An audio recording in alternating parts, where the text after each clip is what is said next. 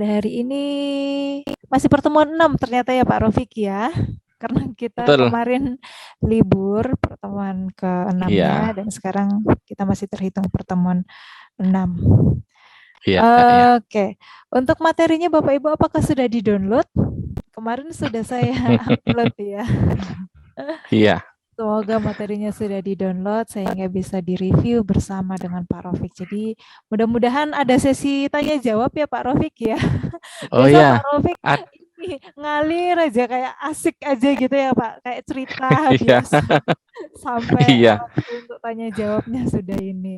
Mudah-mudahan nanti Eh, ada sesi. eh, nanti ada sesi nih, Bu. Saya pengen ada breakout nanti. Oh ya ada breakout. Iya. Ini Oke, yang jaga siap ya. Siapa? Instansi ini masih cal ini. Mas Ical, Mas Saldi. Iya, Pak. Mas Aldi nanti. Ya, nanti bantu breakout ya. Oke, siap, Pak. Oke. Oke. Oke, Bu Adrian nih. Terima Lanjut. kasih Pak Rofik. Oke Bapak Ibu, tanpa berlama-lama lagi kita akan langsung masuk ke materi saja. Dipersilakan ke Pak Rofik. Baik, terima kasih Bu Adriani. Baik Bapak Ibu, selamat malam semuanya. Semoga dalam keadaan sehat selalu ya. Hari ini kita bertemu lagi untuk ya sharing materi ya. Jadi saya kira Bapak Ibu di sini juga mungkin pernah mendapatkan materinya untuk yang hari ini. Jadi kita sharing ya terkait dengan materinya nanti. Terus ya monggo nanti ada tanya jawab juga dan mungkin nanti ada sesi yang saya mungkin ingin Bapak Ibu juga bisa apa ya ngobrol gitu ya dengan teman di situ ya yang ada di sini. Soalnya nggak susah nanti ya. Soalnya hanya apa ya permainan aja nanti gitu ya biar agak refreshing sedikit ya. Baik Bapak Ibu. Kemarin sudah saya share untuk materinya ya. Saya share screen dulu. Oke, sudah muncul. Buat ini sudah muncul Bu? Ampun Pak Roh. Sudah ya. Oke. Baik Bapak Ibu, sebenarnya banyak yang dibahas terkait dengan masalah arsitektur dan organisasi komputer. Cuma ini beberapa yang diambil yang mungkin sekiranya perlu Bapak Ibu tahu di sana ya. Apa saja yang mungkin dimasuk di dalam organisasi komputer ya. Nah, pada kesempatan ini kita akan bahas mengenai peningkatan kinerja komputer gitu ya. Atau ada orang menyebutnya adalah optimalisasi ya. Bagaimana dioptimalkan dengan SDM yang ada ya. Nah, SDM yang ada itu ya komposesornya dengan spek seperti itu, kemudian apa? Ada memori, ada I/O di sana dengan yang ada itu, tapi bagaimana kinerjanya bisa ditingkatkan di sana ya. Mungkin kalau kita lihat di luar ya atau di permukaan selain di komputer itu banyak saya kira mungkin di tempat kerja Bapak Ibu di situ dengan yang SDM yang ada ini bagaimana semakin meningkat kinerjanya gitu ya. Kalau saya lihat di contoh ya, contoh misalnya saya kan suka dengan ini olahraga ya. Ada yang F1 saya juga juga kemudian MotoGP juga tahu. Nah, contoh di MotoGP atau di F1 itu biasanya kan ada regulasi-regulasi gitu ya, Pak, ya. Ada aturan main di sana di mana itu contoh misalnya spesifikasi mesin harus sekian cc gitu ya. Misalnya 900 atau cuma 800 gitu ya. Biasanya itu dievaluasi terus setiap selesai apa ya race-nya satu musim itu ya.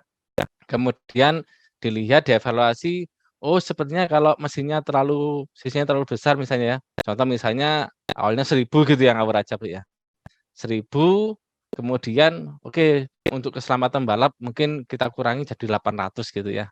Nah, akhirnya buat aturan bahwa cc harus maksimal 800 gitu ya. Nah, cuma yang terjadi adalah ketika cc-nya 800, tapi pada tahun tersebut atau pada musim tersebut, biasanya tuh banyak yang istilahnya membuat rekor-rekor baru gitu ya, rekor baru. Misalnya lap tercepat gitu ya, atau apa namanya ya, putaran tercepat di situ berapa lama gitu ya. Nah, itu yang kemarin mungkin 1 menit 30 detik misalnya gitu ya. Ternyata sekarang terpecahkan menjadi 1 menit 29 detik misalnya seperti itu. Turun 1 detik atau mungkin 2 detik, 5 detik lah mungkin ya. Tapi itu pengaruhnya besar ya, detik sekian tapi pengaruhnya besar di sana ya. Padahal yang diinginkan adalah dikecilin speknya, dikurangi, kok ternyata kecepatannya nggak tambah pelan gitu ya. Ternyata kecepatannya juga cepat gitu ya, tambah cepat dan bisa menghasilkan rekor baru di sana ya. Nah, itu gimana kok bisa seperti itu ya?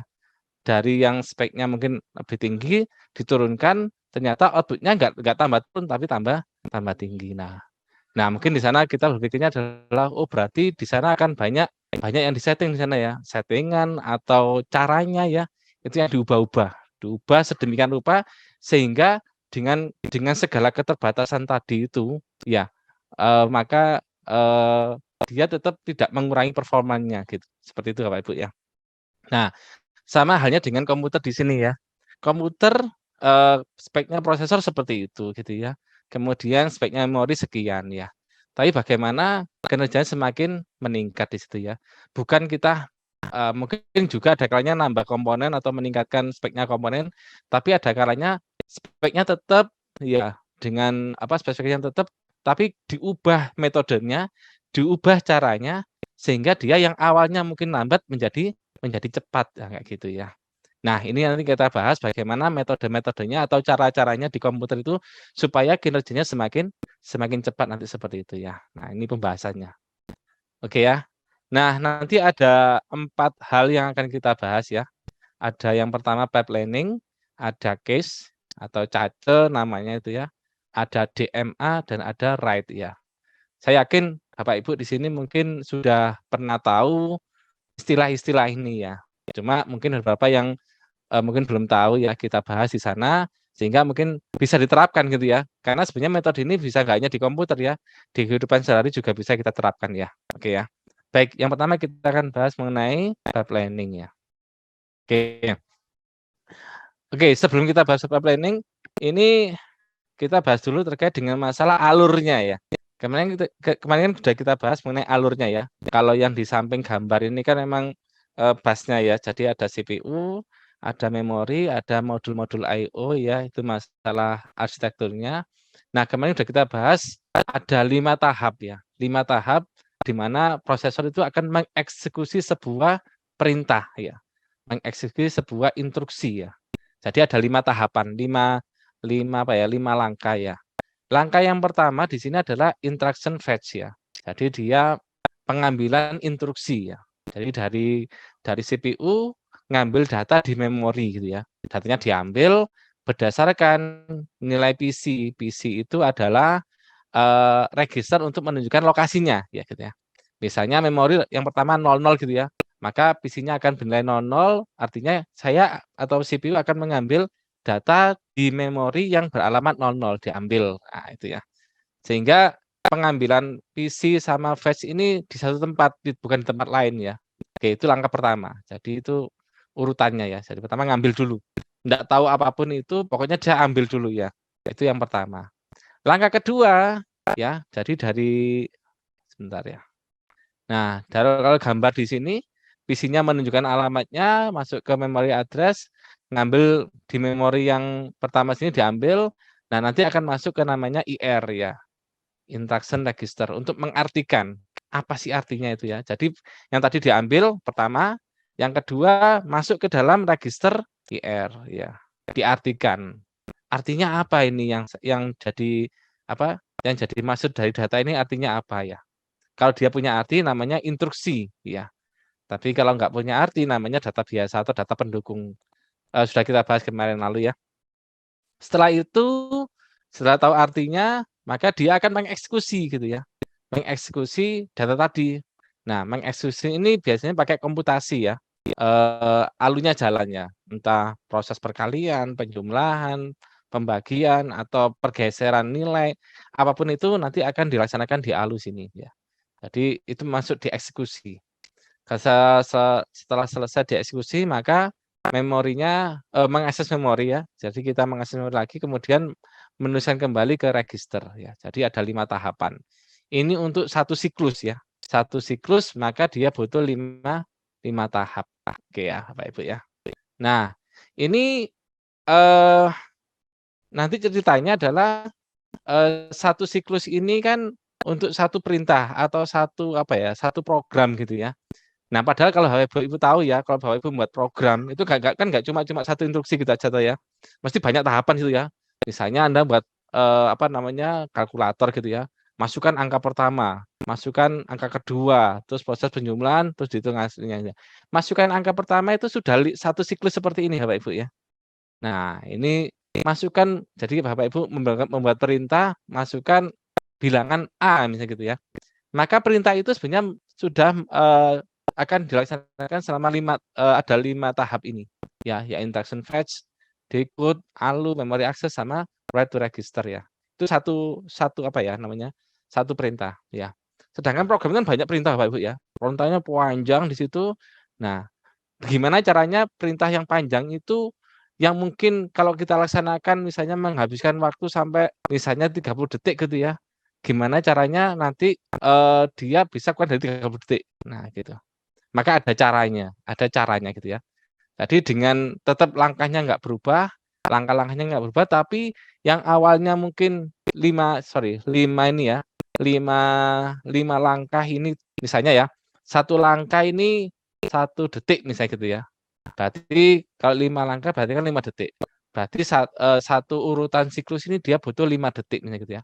Kalau ternyata programnya Bapak Ibu ada 10 perintah di situ, maka otomatis ya 5 detik kalikan 10, berarti dapat 50 detik. Nah, gitu ya. Nah, ini dirasa sepertinya kok kurang cepat gitu ya. Ya. Maka dia akan dibuatkan suatu apa namanya? Cara supaya kerjaan Bapak Ibu yang 10 perintah itu bisa dilaksanakan kurang dari 50 detik tadi itu ya. Oke ya.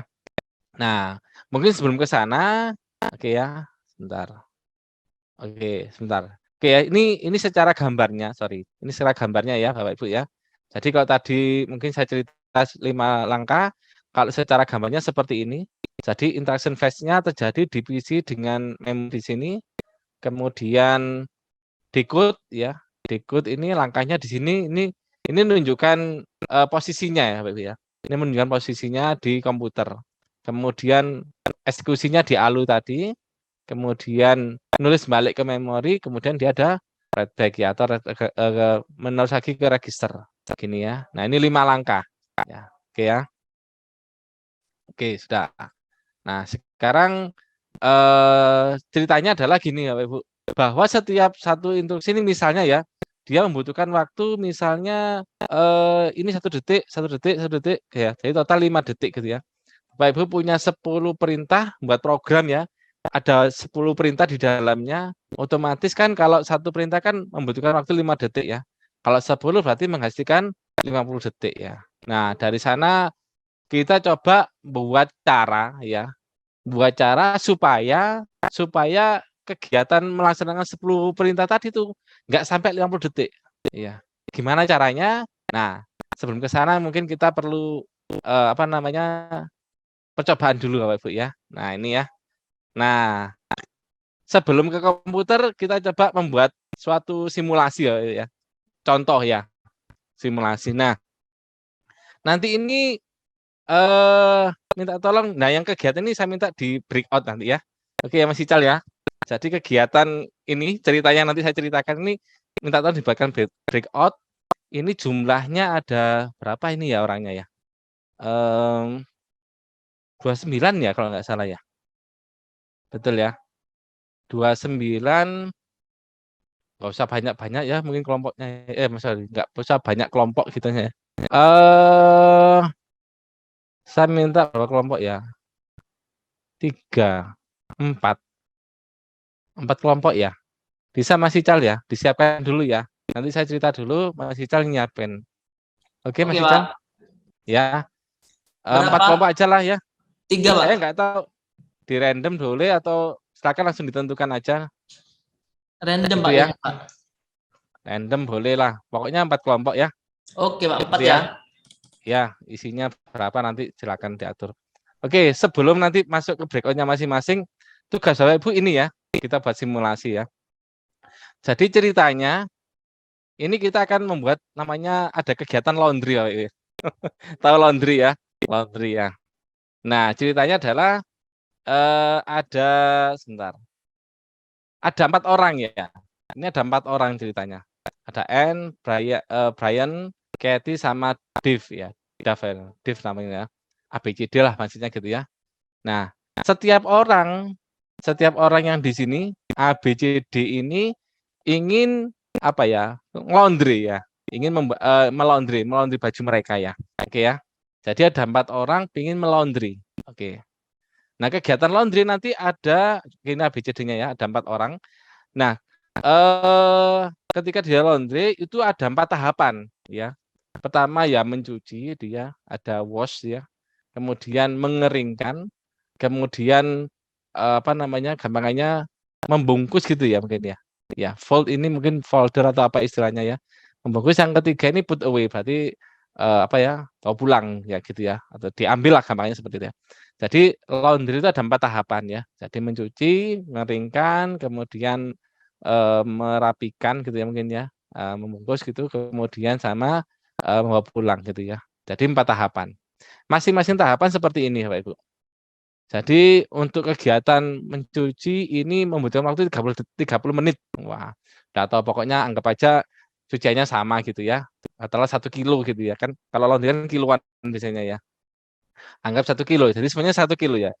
Brian, Kathy sama Dave ini 1 kiloan bawahnya ya, bajunya gitu ya. Jadi untuk kegiatan mencucinya maksudnya ini ada 30 menit. Kemudian oke ini gambarnya. Kemudian mengeringkan itu 30 menit juga. Kemudian ada kegiatan folder tanda kutip ya. Jadi kayak membungkus gitu ya mungkin ya. Atau merapikan atau menyetrika lah istilahnya terserah. Ini 30 menit, kemudian ini tempatnya beda ya. Kemudian ada ini stasher ya. Jadi dia membutuhkan waktu 30 menit juga ya. Jadi satu orang di sini ketika dia melaundry, maka dia akan mengalami 4 tahapan ini. Ya, 1 2 3 4 ini, dan masing-masing tahapan itu ada 30 menit. Ya. Sehingga satu orang akan membutuhkan waktu kurang lebih 2 jam. Betul ya? 30 menit, 30 menit, 30 menit, 30 menit. Berarti butuh waktu 2 jam. Oke ya. Jadi satu orang butuh waktu 2 jam. Oke ya. Nah, sekarang yang jadi kasusnya adalah kalau kita hitung ya, kalau satu orang ada 2 jam, otomatis kalau dia ada 4 orang, otomatis kan ada 8 jam ya, benar ya. Satu orang 2 jam, satu orangnya 2 jam, otomatis 4 orang berarti ada 8 jam. Oke ya. Nah, sekarang yang jadi tugas Bapak Ibu adalah monggo silakan berdiskusi ya. Berdiskusi, rembukan atau ngobrol apa saja nanti ya. Kalau nggak ketemu juga nggak apa-apa gitu ya. Pak nggak ketemu idenya ternyata ya nggak apa-apa ya, nggak masalah gitu ya. Jadi bagaimana kegiatan ini dijalankan supaya ya kalau bisa kurang dari 8 jam tadi. Ya benar ya. Karena satu orang 2 jam, otomatis kalau 4 orang berarti 2 kali 4 berarti kan 8 jam gitu ya. Nah, bagaimana caranya, bagaimana metodenya,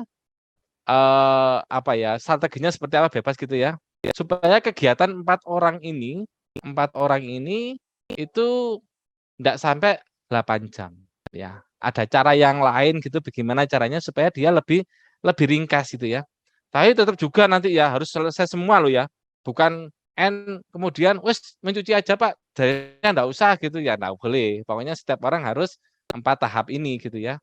Kemudian Pak, ternyata dia lebih cepat keringnya ke 10 menit. Enggak. Jadi aturannya seperti ini seolah-olah ya gitu ya. Tidak lebih tidak kurang.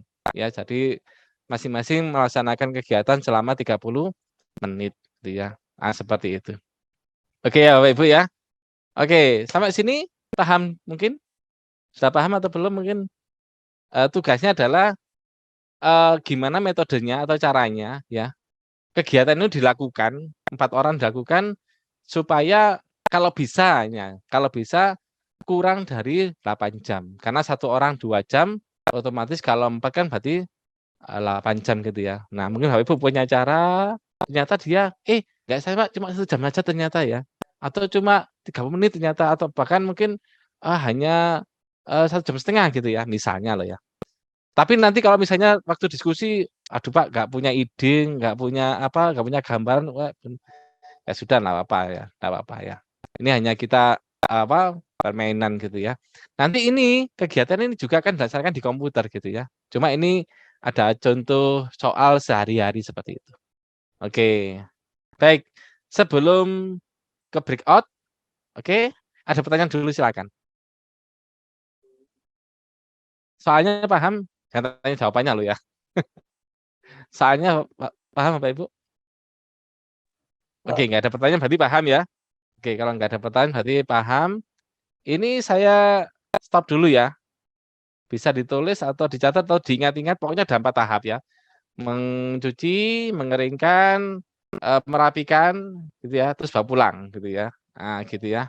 Ada 4 tahap. Satu tahapnya 30 menit gitu ya. Ada 4 orang yang mau laundry ya. Ada Anne, Brian, ada Kathy, ada Dave ya. Ada 4 orang. Oke ya. Oke, saya stop dulu share screen-nya. Oke. Bisa apa namanya? Malaysia breakout. Oke, sebelum breakout sekali lagi ada pertanyaan dulu teman-teman.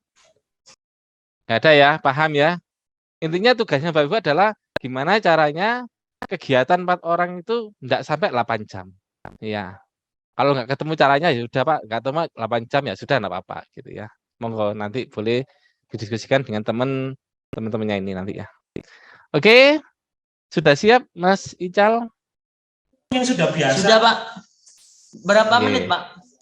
Oh iya, berapa menit? Betul berapa menit ya? 5 menit cukup ya? Atau 10 menit? 10 mungkin, Pak. Oke, 10 menit ya. Oke, nanti breakout-nya 10 menit ya. Nanti tiap kelompok mungkin boleh cerita 5 menit aja ya, nggak usah lama-lama ya. Oke. 5 menit ada yang jadi juru bicara nanti siapa yang ditunjuk cerita, Pak, cara kita begini ya mungkin 5 menit aja ya. Nggak usah lama-lama. Ya, jadi breakout-nya 10 menit, nanti setelah breakout setiap kelompok mungkin jadi ada juru bicaranya untuk menyampaikan metodenya seperti apa, kurang lebih 5 menitan. Gitu ya. Oke, kalau sudah siap, monggo Mas Ical bisa di breakout ya. Oke, Saya 1. nggak ikut nanti ya. Iya, Pak. Saya mulai, Pak ya. Monggo silakan Mas Ical.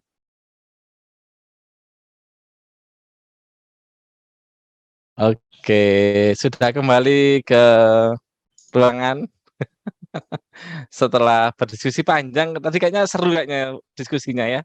Iya, Oke. seperti seru. Yes. Ya, oke. Baik, kita ada waktu 5 menit mungkin ya tiap-tiap room nanti ya untuk bisa cerita gimana caranya gitu ya. Oke, saya acak dulu Bapak Ibu ya. Jadi biar nggak Yes. selamanya urut dari 1, 2, 3, 4. Jadi saya acak dulu ke room 3 dulu. Oke. Room 3. Room 3 siapa Bapak Ibu di sini tadi? Ada yang mewakili mungkin room 3. Tadi lucky number nomor 3 dulu. Bapak Afrizal, Pak Asep, Heeh. Bapak Marcelinus, Bapak Sarno, Bu Oke. Setia, Pak Sukandar, Bu Teresia, Pak Yeri. Oke. Monggo silakan Bapak Ibu yang disebutkan tadi salah satunya, salah satu aja ya, nanti 2 nanti rame balapan gitu ya. Oke, silakan Bu Teresia mungkin.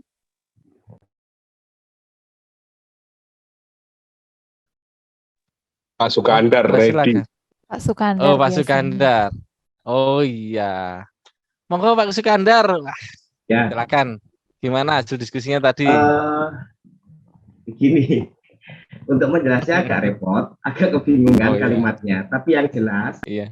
satu orang durasinya full 2 jam. Iya. Satu orang durasi full 2 jam. Tapi yang 3 orang itu durasi 30 menit, 30 menit. Jadi totalnya 3,5 jam. Totalnya 3,5 jam. Pertanyaannya, oke Pak. Kenapa yang 3 orang kok cuma 30 menit Pak? Gini, Pak. Kan sama semua. Iya. Waktu orang pertama itu saya nyatet tadi awalnya apa tadi ya?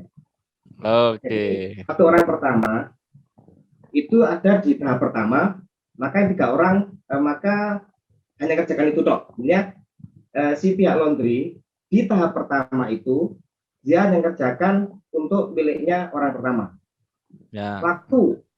Waktu kerjaannya orang pertama pindah ke tahap kedua, saat itu pihak laundry bisa sekalian mengerjakan tahap pertamanya orang kedua. Jadi begitu maksudnya.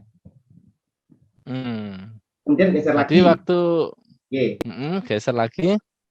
Waktu pekerjaan tahap ketiga dari orang pertama, maka sekalian juga jalan pekerjaan tahap kedua dari orang kedua dan pekerjaan tahap pertama dari orang ketiga.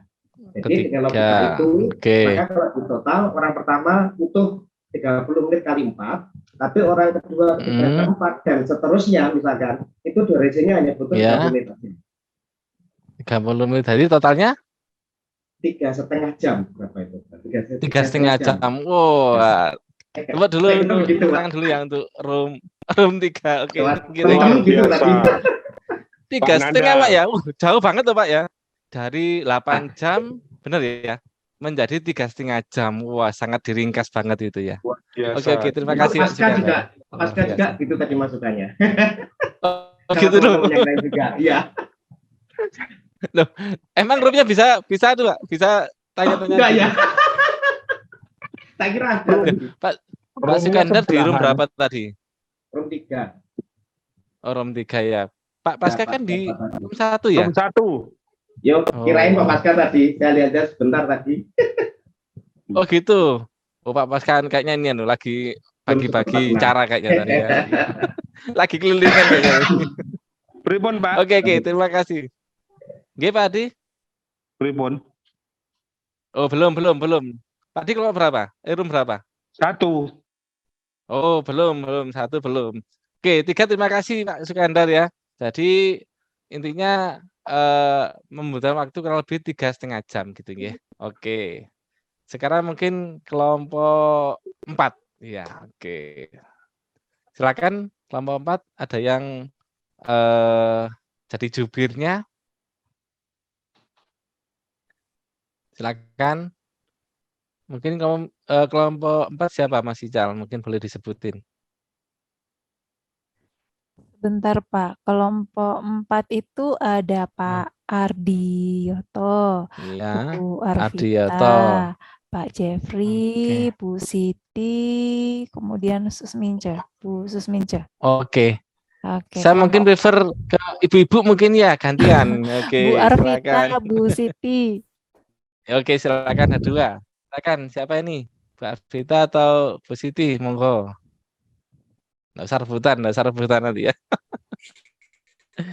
Silakan. Tadi sudah coba dibahas sih Pak. Cuman iya tadi sudah coba dibahas tapi belum menemukan caranya. Jadi baru di tengah-tengah pembahasan waktunya sudah keburu habis. Tadi sih kita awalnya bahasnya gini Pak. Jadi customer saat mencuci bisa kita barengkan untuk cucinya dengan cara bajunya diberikan label nama. Jadi supaya nanti tuh pemilahannya lebih mudah.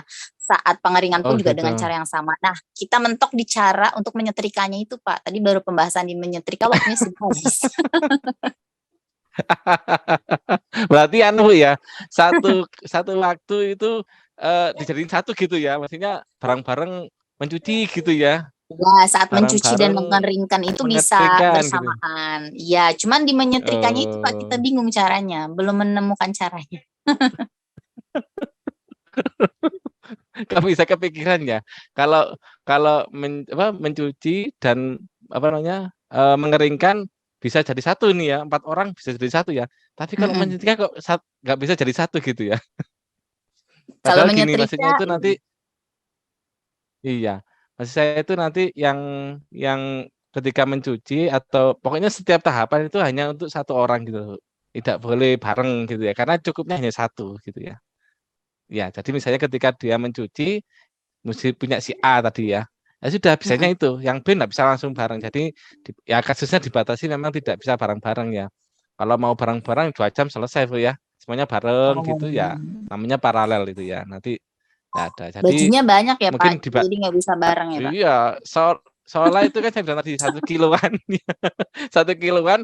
Jadi tempatnya untuk mencucinya hanya cukup 1 kilo gitu ya, nggak lebih.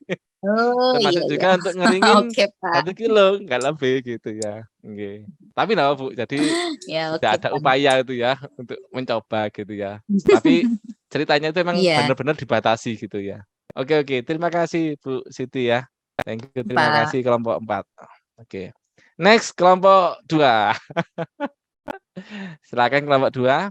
Kelompok 2 siapa nih Bapak Ibu? Ada Pak Avingga, Pak Martinus, Bu Nikma, Pak Seprianiko, Pak Suryono, Pak Yofi.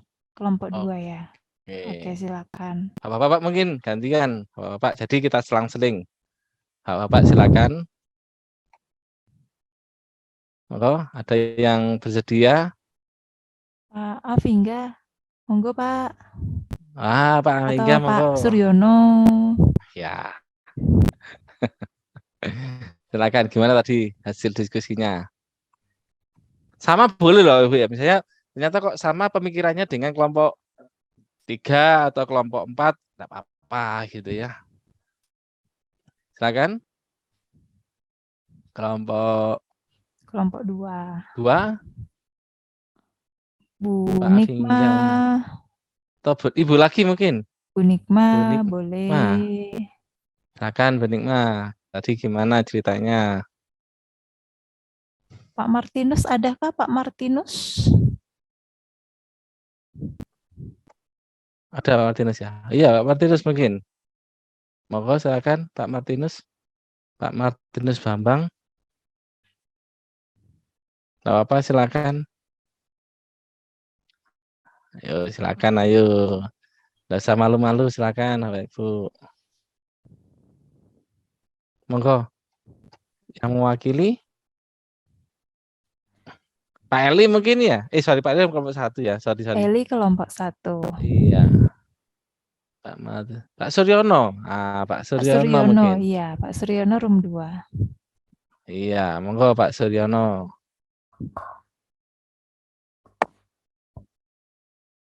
Silakan. Pak Suryono. Pak Tadi kayaknya Suryono. seru kelompok 2 juga tadi ya. Iya, mereka asik diskusinya kayaknya ini. Kelompok 2. Iya. Silakan. Wah, Bapak Ibu ini malu-malu kayaknya nih. Monggo, silakan. Wah, kita tunggu loh yang nggak jalan nanti ini ya. Sampai ada yang mau. Kita paksa Ibu untuk mau ya intinya berbicara lah gitu. Silakan. Oke, Pak. Oke. Bu Nikma Akhirnya yes. Yang penting ngomong kan ya, Pak. Iya betul, enggak Oke. apa-apa ya. Silakan Bu Nikma. Tadi sih dari diskusinya sih belum menemukan jawaban, Pak. Cuman Terus. kalau dari jawaban room yang tadi dua-duanya itu apa ya? Saya jadi mikir. Kalau semisal laundry, tadi kita sempat mau telepon orang laundry juga, Pak, biar untuk cari jawaban. Enggak sebegitunya, Bu. Waduh. Apa ya, Ini malah betulan nanti ini ya. Padahal ini bohong-bohongan ini, Bu. Ya, monggo. Kan setengah-setengah. Gimana caranya biar waktunya tuh lebih berkurang gitu kan ya, Pak? Kalau Ya, semisal ada cara lah. Kalau semisal mesin cucinya banyak kan bisa barengan, Pak. Apa ya, Pak? Iya. Kalau bisa 30 menit Bu langsung ya gitu ya. Bisa 30 barengan semuanya gitu ya. kan. Bisa barengan. Iya. Terus apa ya, Pak? Kita belum temu, Pak. Yang penting ngomong. Ya memang batasannya satu tempat hanya untuk satu gitu maksudnya ya. Jadi misalnya punya A untuk mencuci ya juga hanya untuk punya A doang. Yang B harus antri, enggak bisa barengan Oke. gitu. Berarti cuma satu gitu Sengaja ya, Pak? satu untuk satu. Waduh, satu untuk satu ya. Biasanya satu proses hanya untuk satu orang satu orang pelanggan tadi itu. Ya. Ya kalau di aslinya ya memang banyak sih Bu ya, bisa berapa mesin gitu ya memang bisa. Kayak ini ceritanya hanya kita batasi gitu loh ya. Jadi mesinnya cuma satu gitu ya. Mesin pengeringnya juga cuma satu gitu ya. Jadi enggak pengering mencuci dan mengeringkan. Bukan, enggak ada. Soalnya hanya mesin untuk mencuci sendiri, mengeringkan sendiri gitu ya. Pokoknya sendiri-sendiri gitu tempatnya. Kan hanya untuk satu dibatasi kata 1 kilo gitu ya. Ya lanjut 1 kilo doang. Oke. Tadi belum sempat nemu, ya, Pak. maksudnya belum sempat Belum. ketemu caranya. Belum, Oke, Pak. enggak apa-apa. Tapi terima kasih Bu Nima dan teman-teman yang di room 2 sudah berusaha gitu ya, mencoba berpikir gitu ya. Oke. Oke, terima Makasih, kasih untuk Pak. room Terima 2 kasih, yang Pak. oke, sama-sama. Oke, the last room 1 ya. Room 1 tadi kayaknya Ya. Rame room saut-sautan 1, gini Pak. ya. Dari Ramai saya banget Pak, gitu ya. izin share screen ya Pak untuk Wah, biar cocok Oke, ini. mantap iki Wah, beneran iki ternyata Pak Ro. nggak salah nih. Tapi jangan punya saya yang share screen nanti ya, kan sudah download jangan tadi Pak, ya. sudah ya teman-teman semuanya tadi kita Oh, sudah semantap. dengan Pak Adi, terus Ikrome dan teman-teman semuanya juga. Nah, kita Yes. tadi tuh Yes. sempat ini juga Pak googling gitu, tapi setelah Oh, setelah dipelajari ya memang masuk di akal sih Pak. Jadi sistemnya itu yes. bagaimana caranya kita bisa menghemat waktu untuk menyelesaikan laundryan dari 4 orang. Nah, ini di sini Iya, saya iya. sudah buat timelinenya, maksudnya di sini ada waktunya mulai dari Yes. 0, ini kan Waktu bukan 0 ya. 30 menit ya. Jadi misalkan Yes. ini antrian pertama kita menyelesaikan si Ana, ini kan di washing dulu, drying, Ya. folder, kemudian sensor. Nah, ini kita estafetnya modelnya setelah selesai di washing, baru antrian yang kedua si Brian ini masuk di ke 1 jam gitu Pak. Kemarin belum ada ya? Kenapa? 100.000. Oh, Pak Adi bocor kayaknya nih. Masih pesanmu dulu ya. Oke, monggo silakan. Lanjut Mas Ali. Pak Ali. Sebentar, di sini masih komat Pak. Kedengeran. Oh iya. Iya, enggak apa-apa. Saya juga deket di sini ya. Oke, monggo silakan. Ya, jadi estafetnya itu setelah di tahapan pertama ya, misalkan yang si Ana ini dia sudah selesai tuh washingnya, kita lanjut bagian washing yang si Brian, begitu seterusnya sih Pak. Jadi estafet sehingga dari cara yang sudah kita diskusikan ini, kita bisa lebih menghemat waktu tidak sampai 8 jam, tapi 3 jam setengah itu semuanya sudah selesai Pak. Itu dari kelompok 1. Terima kasih. Oke, tepuk tangan kelompok 1. Wah, sampai bikin apa namanya? WT juga ya. Wah, luar biasa kelompok 1. Oke, terima kasih semuanya kelompok 1. Oke. Sepertinya jawabannya dengan Pak Sukandar sama tadi kayaknya ya. Kalau saya pahami dari yang disampaikan, cuma tadi memang benar. Pak paham maksudnya tapi susah ngomongnya gitu dia, Pak Sukandar ya. Tapi yang dimaksud kayaknya sama dengan punya Mas Eli tadi ya. Oke, Bapak Ibu. Oke, sepertinya benar ya. Yang benar ya jawabannya ya. Jadi prosesnya, oke sebentar. Oke, ini ke sini ya. Oke ya. Jadi kalau kita lihat secara sepintas, memang sengaja tadi saya sampaikan bahwa kalau 4 orang ya 1 orang 2 jam, berarti 4 orang 8 jam gitu ya. Itu kalau memang dibuat secara gampang ya. Bahwa dibuat secara simpel seperti itu.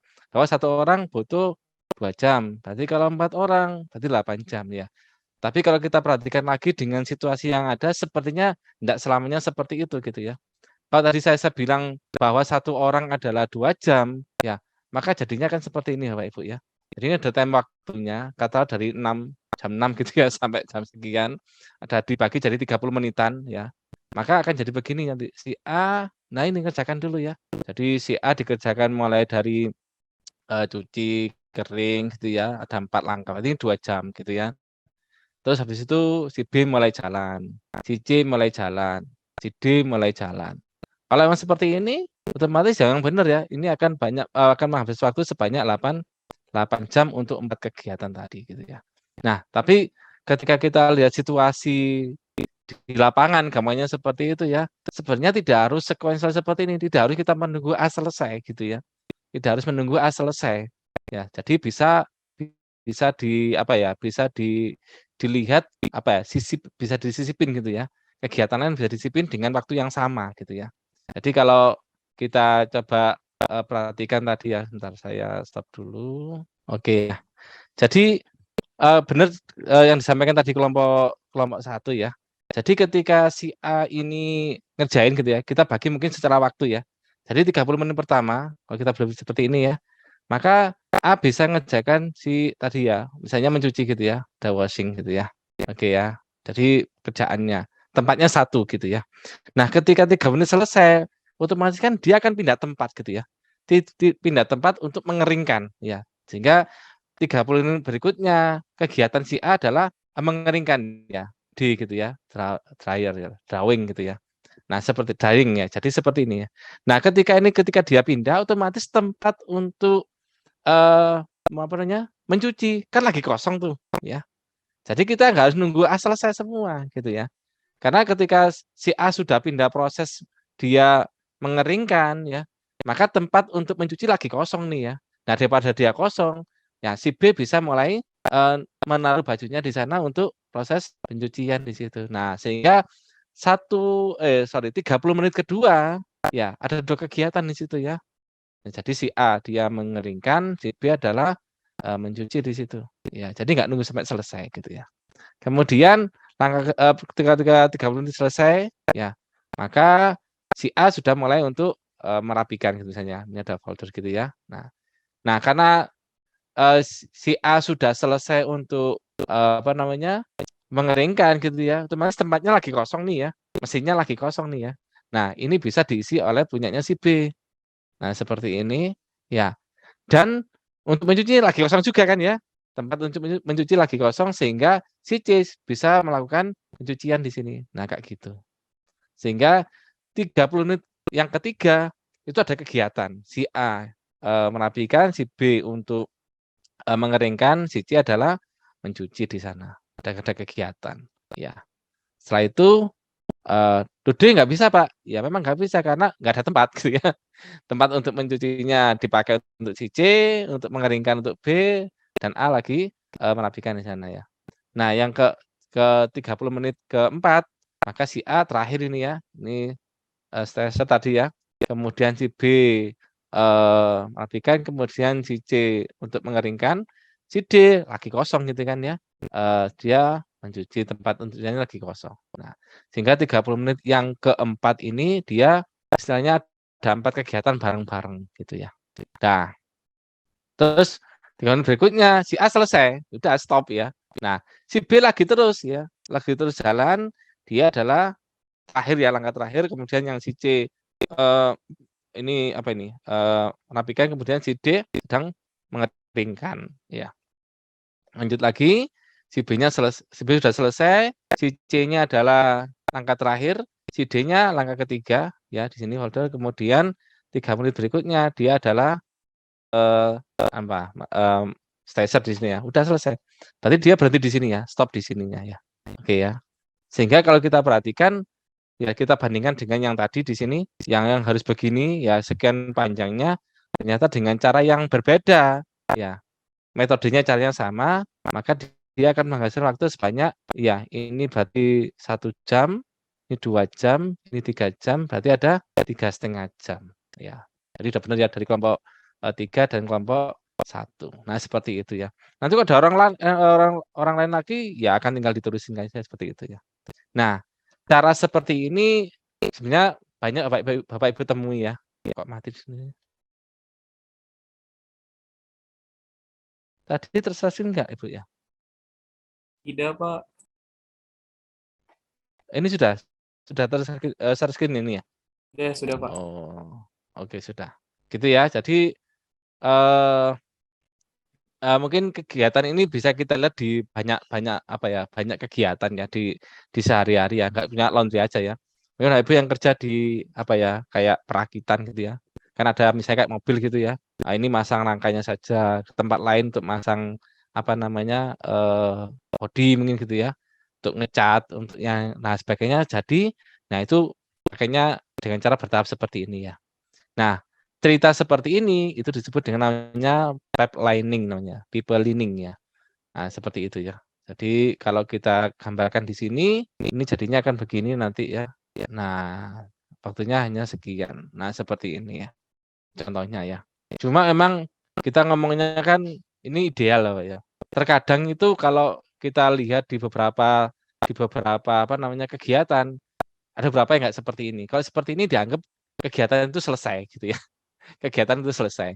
Kegiatan satu selesai gitu ya. Tapi kalau pada idealnya bahwa kegiatan itu terkadang ya itu juga tergantung dari kegiatan yang lain. Bahkan mungkin dia akan bercabang gitu ya.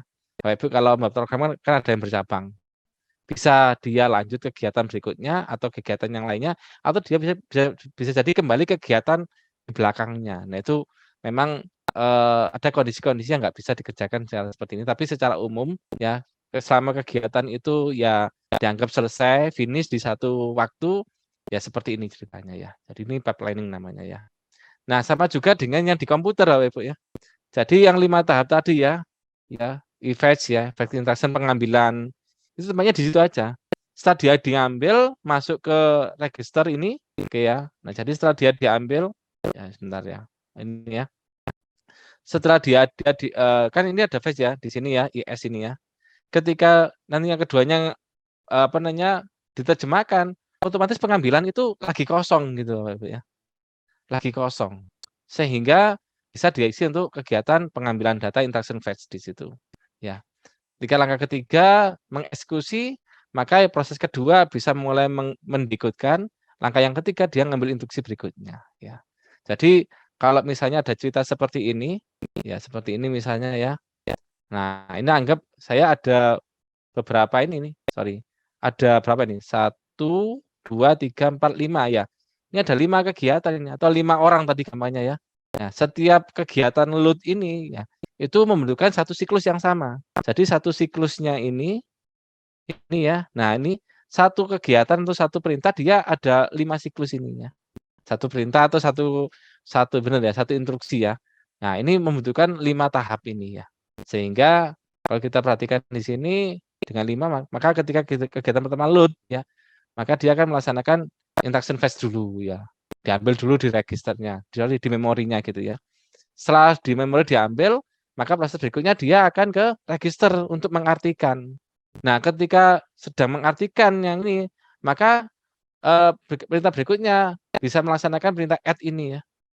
Ya, diambil. Maksudnya siklus untuk add-nya mulai diambil nih, ambil datanya. Kemudian yang pertama sudah mengeksekusi ke alunya, maka bisa diiringi dengan perintah kedua ini mulai untuk menerjemahkan perintah yang tahap langkah pertama ini. Nah, sedangkan IS lagi kosong dipakai untuk perintah store di sana ya. Seperti tadi ya. Nah, seperti ini. Nah, ceritanya begitu. Oke, ya Bapak Ibu ya. Jadi ini namanya metode planning ya. Kalau kita perhatikan di sini seumpama ya 5 satu perintah ada 5 detik ya misalnya ya. Otomatis kan kalau kita ngomong bakamanya berarti 5 kali 5 gitu ya. Tapi pada dasarnya enggak seperti itu ya. Tidak sekuensial artinya enggak selesai kegiatannya selesai baru kegiatan berikutnya enggak. Bisa diiringi seperti itu ya. Oke.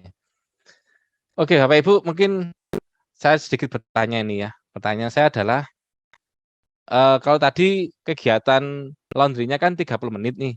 Kira-kira nah Bapak Ibu kegiatan sekian ini berapa lamanya ya?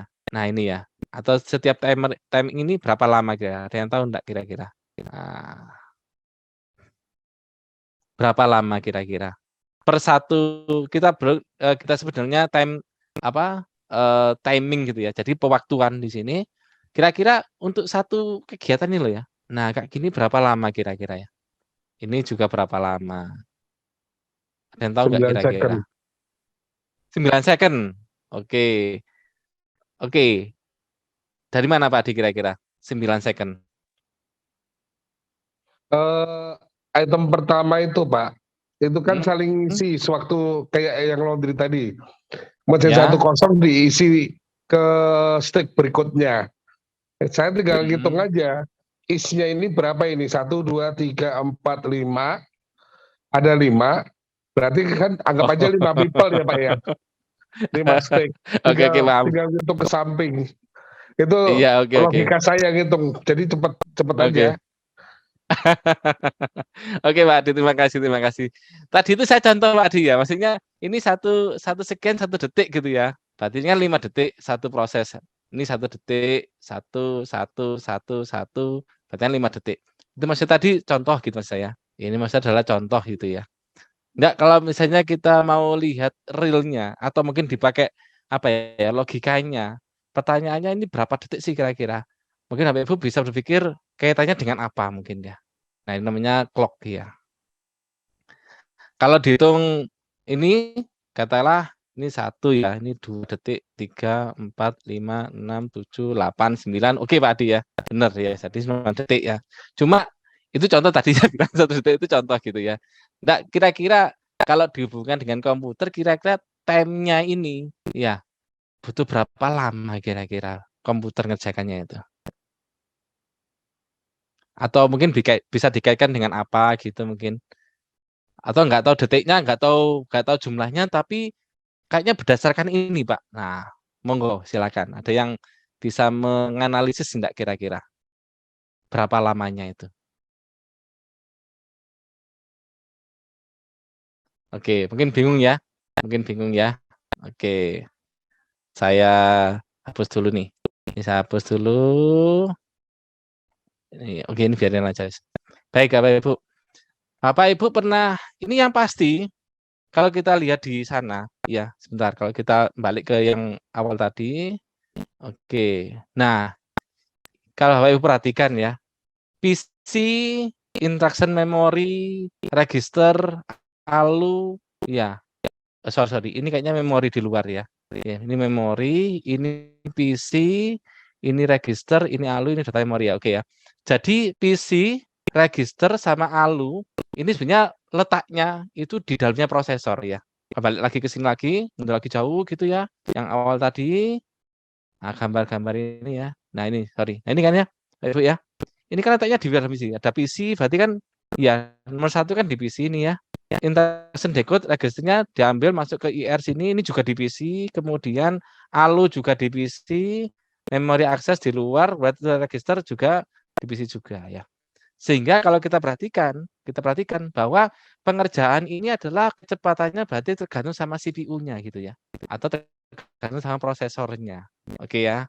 Nah, Bapak Ibu pernah tahu nggak misalnya prosesornya, kalau kita ngomong prosesor tuh biasanya tuh kaitannya dengan apa mungkin? Maksudnya itu kalau biasanya setahu saya, kalau misalnya saya bilang kayak, oh motherboard biasanya itu chipset yang dilihat. Ya orang tanya motherboard-nya apa? Oh mereknya A gitu ya. Oh chipsetnya apa? Nah, jadi tanya gitu ya, karena biasanya kaitannya itu. Kalau Bapak Ibu ketemu dengan prosesor, ya. Oh saya pakai i7 gitu ya, i3, i5 dan sebagainya. Biasanya itu lanjutannya apa? Pernah nggak tanya apanya gitu? Prosesor Kalau Snapdragon. mungkin itu mungkin jenis saya. Nggak spek apanya yang di belakangnya itu. Mungkin kalau kita lihat televisi gitu ya, oh ini pakai TV ya, LED. Oh berapa? Oh 48 inch ya. Misalnya lo ya, 52, 32. Tadi inch-nya tadi yang di belakang. Kalau prosesor itu apanya Ibu, kalau ditanyakan itu? Pernah mendengar nggak kira-kira? Generasi mungkin ya Pak. Generasi. Core? Kayaknya enggak. Kenapa? Intel core-nya Pak? Di berapa gitu? Oh, core-nya. Oh, core. Mungkin yang lainnya. Bit kali Kayak Pak. orang tambah-tambahan ini. Bit, Kenapa? Pak. Bit Kenapa? berapa byte? Apa? Oh, berapa byte? Jarang kayaknya ya.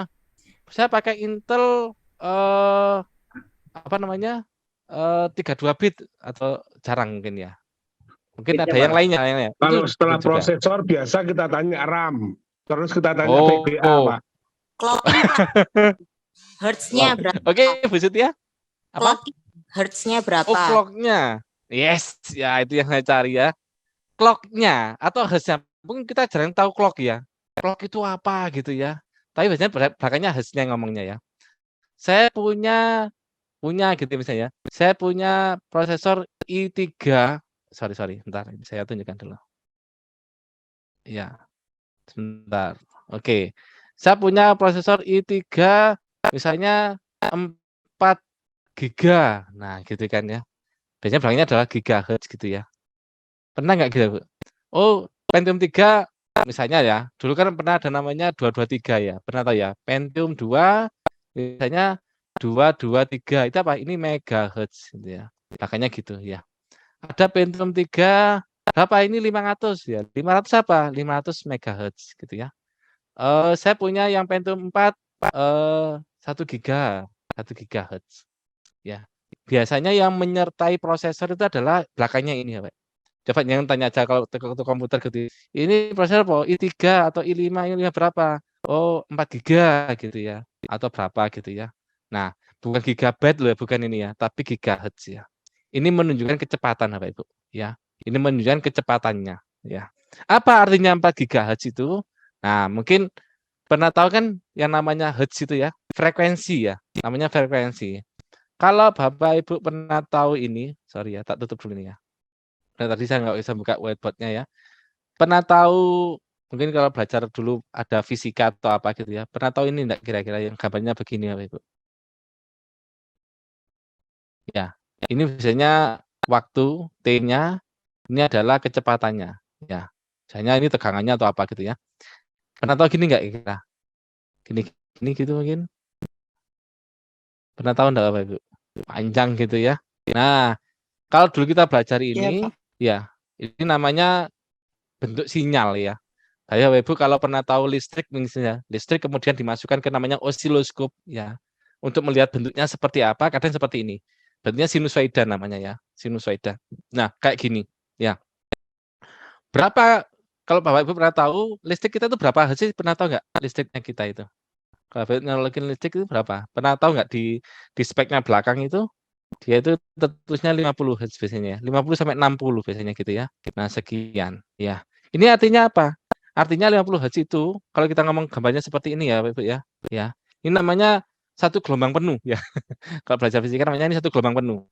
Jadi ini ada bukit, ada lembah ya, ini satu penuh namanya. Nah, kalau kita ngomong 1 hertz itu artinya ada satu gelombang penuh itu dalam waktu 1 detik. Ya, ini 1 detik. 1 detik. Nah, kayak gini ya. Jadi 1 hertz itu artinya ada satu gelombang penuh yang terdiri dari 1 detik ya. Kalau saya ngomong 2 hertz itu artinya ada 2 gelombang penuh begini ya. 1 2 ini ya. Nah, ada 2 gelombang tapi ini waktunya 1 detik. Nah, ini 1 detik. Nah, gini ya. Oke. Sehingga apa namanya? Ini disebut dengan namanya 2 hertz. Ya, jadi 2 hertz itu 2 gelombang penuh. Jadi ada bukit sama lembah penuh ya.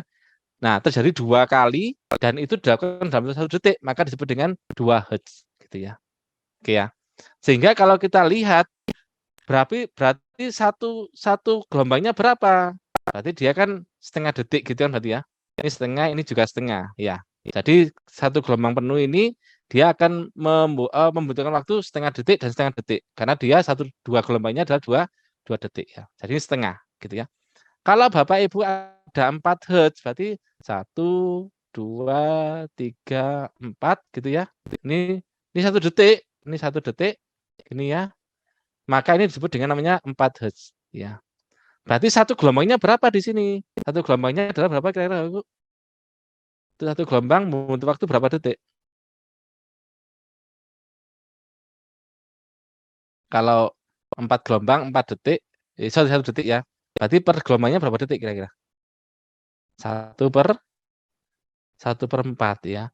Berarti 1/4 detik, 1/4 detik, 1/4 detik, 1/4 detik, totalnya 1 detik. Nah, sehingga ada rumusnya gampangnya ya. Rumusnya adalah satu gelombangnya ini ya seper frekuensi ya. Jadi rumusnya waktu itu adalah seper F ya.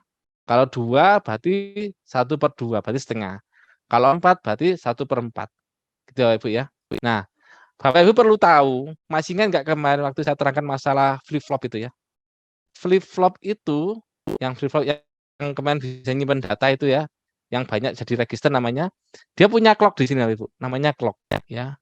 Clock ya. Ya. Clock ini fungsinya apa? Kemarin sudah tahu kan ya. Ketika saya punya data 1 di sini, akan nyimpan 1 tergantung clock-nya ya. Nah, clock di sini karena di komputer hanya digital ya, bukan analog seperti ini, maka yang bukit dia akan bernilai 1. Kalau apa namanya? Kalau lembah dia akan bernilai 0. Nah, namanya bentuknya kotak-kotak nanti gini. Nah, kayak gini bentuknya kotak-kotak gini nanti. Kayak gini bentuknya ya. Nah, ini misalnya dia pada saat tepi turun gitu ya. Tepi naik misalnya ya. Misalnya di sini tepi naik ya. Ini namanya tepi naik Bapak Ibu. Jadi di sini. Ya, di sini tepi naik. Nah, maka register ini atau flip-flop ini atau register ini dia akan menyimpan data setiap dia tepi naik. Tepi naik dia nyimpen, nyimpen terus naik lagi di sini nyimpen, naik lagi di sini, ini naik kan ya? Naik di mana? Sorry. Salah gambarnya ya. Sebentar. Sorry. Saya hapus dulu ya. Ada yang salah ini. Sebentar, ada yang salah ini. Ini bukan di sini ya. Nah, ini bukan di sini. Nah, oke ya. Jadi setiap dia naik akan nyimpen data. Setiap dia naik nyimpen data. Setiap dia naik nyimpen data. Nah, waktu inilah yang disebut dengan dia akan memproses data. Mulai dia mindah data dan sebagainya, ya waktunya sekian ini. Ya. Nah, kalau tadi 1 detiknya 2 Hz-nya setengah, kalau 4 Hz berarti 1/4. Ya. Maka kalau Bapak Ibu punya 4 giga, waduh 4 giga ya. 4 giga, 4 giga, gini ya. Berarti per satunya ini berapa? Berarti kan kalau 4 giga atau 4 giga itu berarti kan 4 nolnya ada 1, 2, 3, 4 juta ya kalau nggak salah ya. Ya, giga itu nolnya 9 Bapak Ibu. Nah, berarti ada 4 juta gelombang kayak gini tadi ya. Kayak gini 4 juta gelombang dalam waktu 1 detik. Wah, gambarnya piye gitu. Jadi 4 juta. Oh, gini mungkin ya. Oh, 1 detik ya. Ini 1 detik tapi ada 4 juta gelombang gitu ya. Nah, kayak gini Bapak Ibu. 4 juta gini ya. Oke ya. Nah, sekarang ketika dia melaksanakan perpindahan clock-nya itu adalah setiap cycle di sini, setiap naik, maka kita akan melihat 1 gelombangnya ada berapa detik. Berarti akhirnya ketemunya adalah rumusnya tadi ya. T adalah 1/f ya. Sehingga T-nya adalah 1/4 giga ya. 1/4 giga. Oh, bayangkan berapa 1/4 giga ya. Jadi 1 detik dibagi 4 juta ya. Kalau giga ini satuannya nanti berarti dia adalah 1/1 juta. Berarti dia akan jadi 1/4 picosecond. Wah ya, waduh. Maaf Pak, 1/4 pico ya. giga itu bukannya 10⁻9 ya? Ya benar. Nolnya 9 benar ini kan. Jadi 4 juta itu 4 triliun. 4 juta. 4 triliun, sorry. Iya, kalau 6 itu juta, sorry ya. Iya, Benar. ya. Tapi nolnya ini benar 9 Bapak Ibu ya. Iya. Enggak, nol yang di sini 9 benar ya. Saya menyebutannya keliru juta ya, tapi 4 miliar ya. Benar ya. Kalau nolnya 6 kan juta ya. Nah, tapi ini benar 4 giga itu 4 nolnya 9. 4 kali 10⁻9 ya. Berarti dia 4 miliar gitu ya. Berarti nanti 1 detiknya ada 4 miliar gelombang gitu ya. Berarti per gelombangnya, per siklusnya ini atau per 1 gelombang penuhnya berarti 1/4 miliar ya. Berarti 10⁻⁹ itu nanosecond ya. Nano, bukan pico. Pico itu per 12 ya. Oke ya Bapak Ibu ya. Sehingga waktu yang dibutuhkannya itu kalau kita melihat di sini ya, maka dia per 1 gelombang penuhnya adalah 1/4 pangkat atau 1/4 giga. 4 giga itu 1/4 nanosecond gitu ya. Nano ya. Berarti sekian detik gitu ya. Nah, itu berarti cepat sekali ya Bapak Ibu ya. Jadi kalau kita lihat di sini, wah ini banyak anunya ya. Oke, ini kalau dihapus gimana caranya ya? Jadi kalau kita lihat di sini gambarnya ini ya, oke ya, saya campur aja, mohon maaf ini ya, saya bingung untuk ngapusnya. Maka per time-nya ini adalah jawabannya adalah kalau Bapak Ibu punya prosesor dengan 4 GHz ya, maka clock-nya atau time-nya ini adalah per satunya ini, per time-nya ini ya, kalau tadi 30 menit, maka ini adalah 1/4 nanosecond ya. Oh, cepet banget gitu ya. Gitu ya. Ya. Seperti itu ya.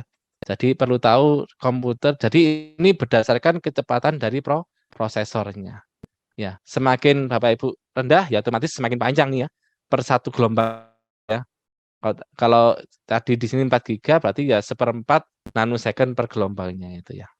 Gitu ya Bapak Ibu ya. Jadi kalau tadi tanya berapa per ngerjakan ininya, per instruction register, per eksekusi dan sebagainya, tergantung dengan kecepatan clock dari prosesornya. Ya, biasanya bukan nyebutnya waktu, tapi nyebutnya adalah frekuensi ya. Nah, kayak ini 4 giga, kira ada yang 1,5, ada yang macam-macam gitu ya, tergantung itunya. Sehingga itu yang mempengaruhi kecepatan dari pengeksekusian setiap instruksi yang diminta seperti itu. Oke, ini untuk pipelining ya. Ada pertanyaan dulu Bapak Ibu? Saya tutup dulu ini biar nggak bingung tulisannya. Paham ya dengan yang saya cerita masalah waktu ini Bapak Ibu ya? Jadi kalau ada yang sudah paham mungkin bahwa frekuensi itu kalau dihubungkan dengan waktu, rumusnya adalah waktu adalah 1/f gitu ya. 1/frekuensi ya. Jadi kalau Bapak Ibu punya kecepatan prosesor yang 4 giga, maka time-nya atau clock-nya ya itu adalah 1/4 giga. Ya, dengan yang tadi saya bilang tadi. Nah, seperti itu. Oke. Ada pertanyaan dulu? Terima kasih tadi sudah dikoreksi ya. Bukan 4 juta tapi 4 miliar, tapi nulisnya saya benar di sini. Nolnya ada 9, cuma penyebutannya salah. Sampun? Sudah? Yang pipelining ada pertanyaan dulu? Tidak ada ya? Oke, kalau kita lanjutkan dulu ke tema lain. Oke, kita tinggalkan untuk pipelining. Ini ada chat apa ini ya? Oh ya, sorry. Oke, saya lanjut lagi ke mana ini? Nggak muncul ini. Oh, ke cache ya atau cache. Wah, ini mungkin sudah banyak yang tahu ini. Ada yang bisa cerita mungkin apa itu cache atau ada orang namanya KISS gitu ya. Atau bilang cache apa aja. Cache gitu ya. Ada yang pernah tahu enggak Bapak Ibu? Apa ini?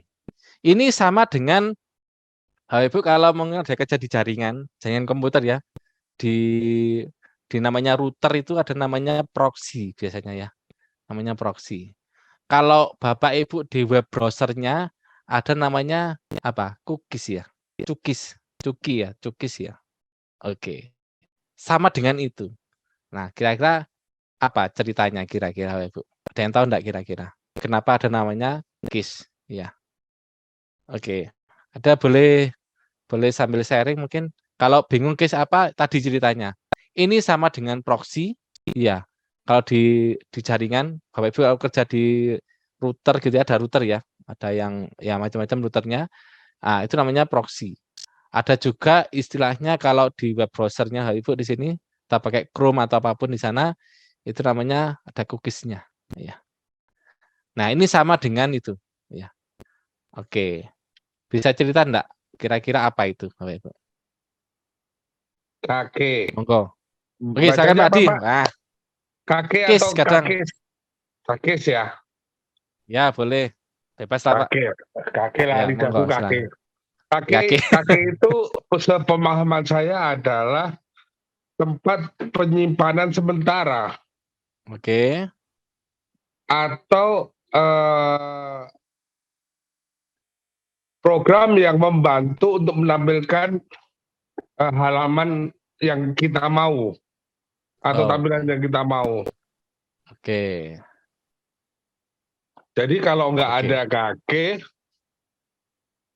mungkin kita membuka website atau membuka program yang kita mau itu akan membutuhkan waktu yang sangat lama. Yes. Iya. Oke, baik. Itu yang saya tahu. Oke, terima kasih Pak Adi. Wah, tentang Pak Adi dulu ya. Wah, cocok ya Pak Adi ya. Oke, Bapak Ibu. Jadi gini ceritanya mungkin ya. Atau mungkin saya banyak analoginya ya. Contoh misalnya Bapak Ibu kalau ke internet gitu ya. Bapak Ibu kalau misalnya seperti ini, misalnya lagi buka Google gampangnya ya. Mohon maaf saya pakai Google. Otomatis kan lagi lari ke servernya Google gitu ya. Mungkin di Amerika sana gitu ya, temannya sana. Dan itu banyak tempat. Jadi jauh gitu ya. Mungkin katalah butuh waktu kira-kira anggap aja 10 detik gitu ya. Wah, cepat gitu ya. Nah, saya mau buka misalnya lagi nyari-nyari gitu ya. Misalnya nyari namanya apa namanya, misalnya spesifikasi komputer gitu ya. Misalnya spesifikasi komputer, speknya apa ya? Atau bebas saja mungkin, oh resep masakan Padang misalnya gitu ya, lagi nyari di sana ya. Otomatis Bapak Ibu ketika minta data kan ke servernya sana itu ya, servernya sana habis minta datanya. Habis itu akan dikasih lagi sama servernya sana. Oh ini loh yang saya minta, akhirnya dikasihkan ke kita. Jadi dari gampangnya Bapak Ibu dari Indonesia ke Amerika sana gitu ya, lewat jalannya internet. Kata waktu 10 detik. Saya minta 10 detik, terus ketika dia dikembalikan ke saya, waktunya 10 detik juga. Ini dibukakan, buka gitu ya. Oke, habis itu saya minta lagi. Oh ada webnya sini, saya minta gitu ya. Saya minta misalnya webnya, resepnya itu ternyata servernya sana letaknya di, gampangnya paling anggap aja di mana ya, di Eropa gitu ya misalnya. Minta ke sana. Habis itu saya cek lagi buka datanya, kata butuh waktu 10 detik juga gitu ya. Balik ke sini 10 detik gitu ya. Nah, ketika saya ke Google lagi, otomatis kan saya ke servernya di Amerika itu lagi kan ya. Nah, itu kayaknya akan sangat jauh gitu ya. Waktunya terlalu lama di sana ya. Oke, sebentar Ibu, punya saya mau habis baterainya. Oke ya. Sehingga itu tidak tidak efektif gitu ya. Jadi kayak ngambil data, selesai, habis itu dibuang atau hilang lagi, habis itu minta data lagi ke sana, tinggal riwa-riwi gitu ya, panjang di situ ya. Nah ini ceritanya begini, ketika saya minta data, misalnya ke Google gitu ya, ngambil datanya, ketika nanti saya minta, ketika sudah diambil, data ini nggak saya kembalikan lagi ke sana, nggak kembali lagi ke servernya lagi, saya simpan lagi di tempat saya gitu ya. Gampangnya kalau HP buka browser, ditaruh di situ, dah gitu ya. Nanti butuh apa lagi? Oh resep makanan apa namanya? Ala Eropa gitu ya. Minta ke Google lagi, selesai dilihat, ditaruh nggak saya buang, nggak saya taruh kembali lagi ke server, tapi data tadi saya taruh lagi di website di webnya saya gitu ya. Maksudnya di browsernya saya gitu ya. Nah, suatu saat ketika saya butuh searching masakan Padang lagi, kan tadi sudah ngambil, saya sudah mencari ya. Saya nggak perlu minta ke server yang di Amerika sana tadi. Saya cukup lihat yang di webnya saya tadi, bekas-bekas yang sudah saya cek tadi, saya lihat ada nggak tadi saya nyari ya. Kalau ada, nggak usah ke servernya sana, cukup yang di browsernya saya ambil gitu ya. Nah sudah, jadi nggak usah lama-lama, nggak usah jauh-jauh gitu loh ya, balik lagi ke sini gitu ya. Ah itu mungkin apa ceritanya. Jadi sesuatu yang sudah kita minta terus kita ambil, enggak kita kembali lagi ke tempatnya lagi, tapi kita simpan dulu di tempatnya kita gitu ya. Yang mungkin adanya di kita gitu ya. Maksudnya kalau kita pakai web berarti ya di webnya kita ditaruh di sana. Simpan lagi, simpan lagi, simpan lagi. Nanti ketika kita butuh data itu lagi, kita nggak perlu ke servernya yang jauh sana, tapi kita cukup yang ada di simpanan sementara tadi. Kita simpan tadi, kita ambil. Oh, masakan Padang sudah minta tadi, ada di websitenya di webnya saya, data ambil aja. Sudah cepat di situ ya. Jadi nggak perlu ke sana lagi. Gitu. Mungkin sama aja dengan gini Ibu. Misalnya satu lagi ya gitu ya. Misalnya Ibu lagi ngerjakan nih ya, ambil butuh nulis gitu ya. Butuh nulis, ambil apa namanya? Ambil buku, terus ambil pulpen. Misalnya mejanya di sini, ternyata bukunya itu adanya di almari. Almarinya misalnya di ruang makan gitu ya. Bapak Ibu sekarang di ruang tamu gitu ya. Lagi di ruang makan. Buku dan apa namanya? Dan pulpennya ada di sana. Oh, saya butuh nulis nih. Akhirnya saya lari ke ruang makan, saya ambil buku dan saya ambil pulpen. Saya butuh nulis, judulnya adalah misalnya arsitektur komputer. Udah selesai. Ketika Bapak Ibu selesai, apa namanya? Buku dan pulpen tadi kembali lagi ke sana lagi. Kemana? Ke tempat ruang makan tadi. Ya. Terus butuh lagi. Oh, saya butuh ke sana lagi berarti ya. Nah, diambil lagi, pulpennya diambil lagi juga gitu ya. Buat nulis lagi, lanjutannya begitu ya. Pokoknya intinya satu tahap selesai dikembalikan, setelah dikembalikan lagi ya. Nah, maksudnya enggak seperti itu. Ketika udah selesai, saya tahu dulu di meja saya. Walaupun nggak saya pakai, saya tahu dulu. Saya nanti butuh apa lagi ya? Butuh penghapus ya. Ngambil di sana. Lagi di sini, enggak saya kembalikan, saya taruh dulu di sini gitu ya. Nanti ketika saya butuh pulpen lagi, ya sudah, saya ambil yang di meja itu. Ya. Kalau kemudian saya butuh penghapus lagi, saya ambil di meja tersebut. Tanpa saya harus ngambil lagi ke ruang makan tadi. Oh ternyata saya butuh penggaris. Oh karena nggak ada di meja saya, otomatis saya ke ruang Makan tadi saya ambil penggaris, saya pakai di sini, penggarisnya setelah saya pakai, enggak saya kembali lagi ke sana, tapi saya taruh dulu di meja saya gitu ya. Nah kayak gitu. Jadi biar apa? Biar cepat gitu ya. Nah kayak gitu ya. Nah case ini di komputer juga sama ya. Jadi case-nya ceritanya, nah Bapak Ibu perlu tahu di sini ya, bahwa urutan penyimpanan ya, contoh seperti ini ya, nyimpan itu pertama di register Bapak Ibu ya, di register, kemudian mungkin case sebelum kita bahas dulu ya. Jadi register itu nyimpan sementara juga. Nah, register karena sudah nggak muat, ada di luar CPU ya. Di luar CPU namanya memori yang Bapak punya RAM itu ya. Nah, itu juga register juga, cuma di luarnya CPU. Agak keluar gitu ya. Terus nyimpan lagi di flash disk mungkin ya, atau di traditional disk atau di secondary atau storage yang lain, di hard disk dan sebagainya gitu ya. Nah, semakin jauh ini dari CPU, sebenarnya prosesnya untuk ngambil juga semakin lama ya. Contoh misalnya ketika saya mengakses register, ngambil data di register, karena dia di dalamnya CPU, maka kecepatan ngambil register itu sama dengan kecepatan CPU tadi. Kalau Bapak Ibu kecepatannya 4 giga atau 1/4 nanosecond tadi, otomatis pengambilan register ini hanya butuh waktu 1/4 nanosecond tadi, ya. Tapi ketika dia ngambil data di luar CPU, ya, maka memori ini nggak 1/4 nanosecond, tapi semakin lama lagi, ya, semakin lama. Kalau di sini ada 1 cycle, kalau di memori ini sampai kurang lebih 100 ini ya. Ya setara dengan 1 cycle, anggap aja millisecond gitu ya. Jadi mikro ya. Jadi habis ini nano, ternyata ngambilnya di memori adalah mikrosecond ya. Jadi 1000 kali lebih lambat dari yang punya CPU. Semakin ke bawah, semakin lambat lagi. Semakin ke bawah, semakin lambat lagi gitu ya. Sehingga kecepatannya ini jadinya kurang maksimal ya. Ya, jadi yang CPU-nya cepat banget tapi di bawah ini kurang cepat. Akhirnya proses untuk melaksanakan instruksi itu juga semakin lama. Ya. Nah, padahal Bapak Ibu kalau Bapak Ibu misalnya lagi pakai komputer gini ya, saya mau ngambil data, datanya di mana? Datanya kan di storage ya, atau di hard disk gitu ya, punya file gitu ya. Katakanlah misalnya file untuk arsip ya, atau karena catatan gitu ya, kuliah gitu ya. Kuliah ekonomi gitu ya, ada catatan di situ. Kan letaknya di flash atau di hard disk gitu ya. Diklik 2 kali berarti datanya diambil. Ambil ke CPU ya. Setelah itu Bapak Ibu berarti yang jauh toh ya ini ya, jauh.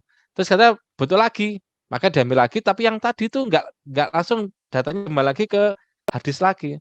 Tapi ditaruh di register tadi atau di case-nya tadi ini ya. Nah, case-nya itu di dalamnya CPU tadi disimpan sementara, penyimpanan sementara, ya. Nah kayak gitu ya. Ketika saya butuh lagi, nanti saya nggak ke hard disk lagi, tapi ke case-nya ini, ya.